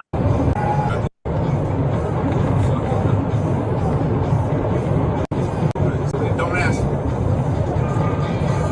I don't know who you are, man. All right, here we go. Okay, so this is a little exchange where the cop is pretending to not know who he is. Maybe he really doesn't. Well, you keep saying you're a big target. Are you a celebrity or something? You keep saying you're a big target. Are you a celebrity or something? The cop asks Marcus Jordan, son of Mike. You keep saying you're a big target. Are you a celebrity or something? Dude, I don't know who you are, man. Yeah, but it's good. So then don't ask me. You keep bringing it up, man. That's what I'm asking. Yeah, because you know. You act like you don't know. But it's cool. We'll find out tomorrow. Okay. We'll find out tomorrow. Yeah, the whole country will find out tomorrow. Hell, there's even a stream out of Dallas where a guy ranted on your DUI arrest for about 5 minutes. Yeah, the whole world's going to find out tomorrow, Marcus. Why are you saying it like this? Do you think that the police officer has something to be embarrassed of? You're the one who keeps acting like you should be treated differently simply because your dad was accomplished enough. Your dad was good at putting a ball through a hoop, okay? I don't know that that means that you should get a free pass through life, but so far you seem to have enjoyed one, and on this night, that all changed, and now you're upset.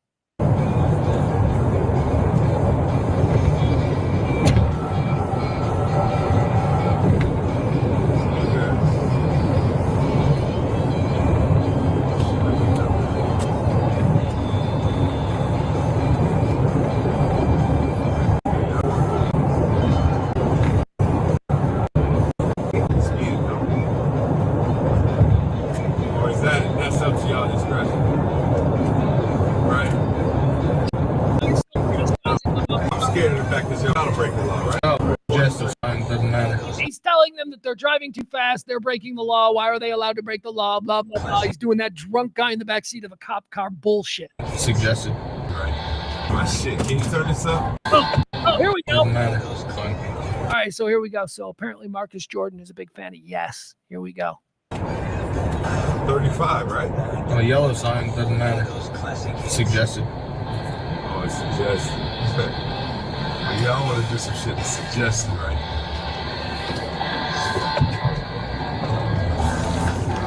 This is my shit. Can you turn this up? No, sir. Owner of a lonely heart. This is my shit. Can you turn that up? And the cop's like, nope. No, sir. No, sir, we cannot turn this up. No, shit that's suggested, right?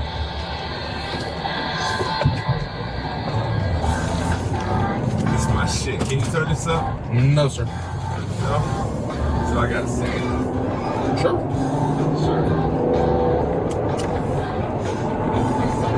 Leave yourself. He doesn't know the words. All right, so here's what's going on here, and he'll let you know in a few minutes. Marcus Jordan considers this song, Yes's Owner of a Lonely Heart, playing on the classic rock station the cops are listening to. Marcus Jordan identifies this as, and he'll mention this later, white boy rock or white boy bullshit or something like that. So in this moment, Marcus Jordan is desperately trying to bond with these white boy police officers by pretending that he's also into Yes, the rock band Yes. He attempts to sing along with Owner of a Lonely Heart, and Marcus Jordan doesn't know any of the words. So that's what we're enjoying now. Marcus Jordan trying to pretend like he knows the words to Owner of a Lonely Heart.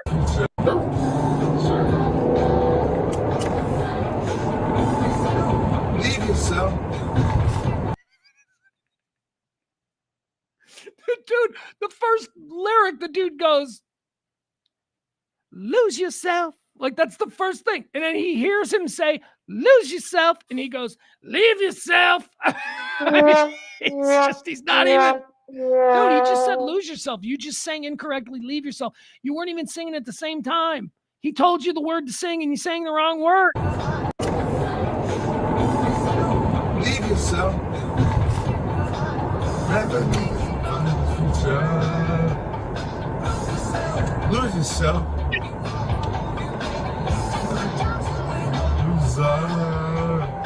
Free yourself. Don't act like y'all don't know this shit. Y'all be singing this at the bar every night. All right, so now he's saying to the guy, come on, don't act like he wants to do a sing-along. Marcus wants everybody in the car singing. Don't act like you don't know this shit. You sing along to this every night in the bar. Don't act like y'all don't know this shit. Y'all be singing this at the bar every night. Shake. Right? I see you nodding your head. You know this shit. Yeah, I like the song. I know. This is the white people shit. This is the white people shit. Y'all both white, right? I am white. I'm Hispanic. Exactly.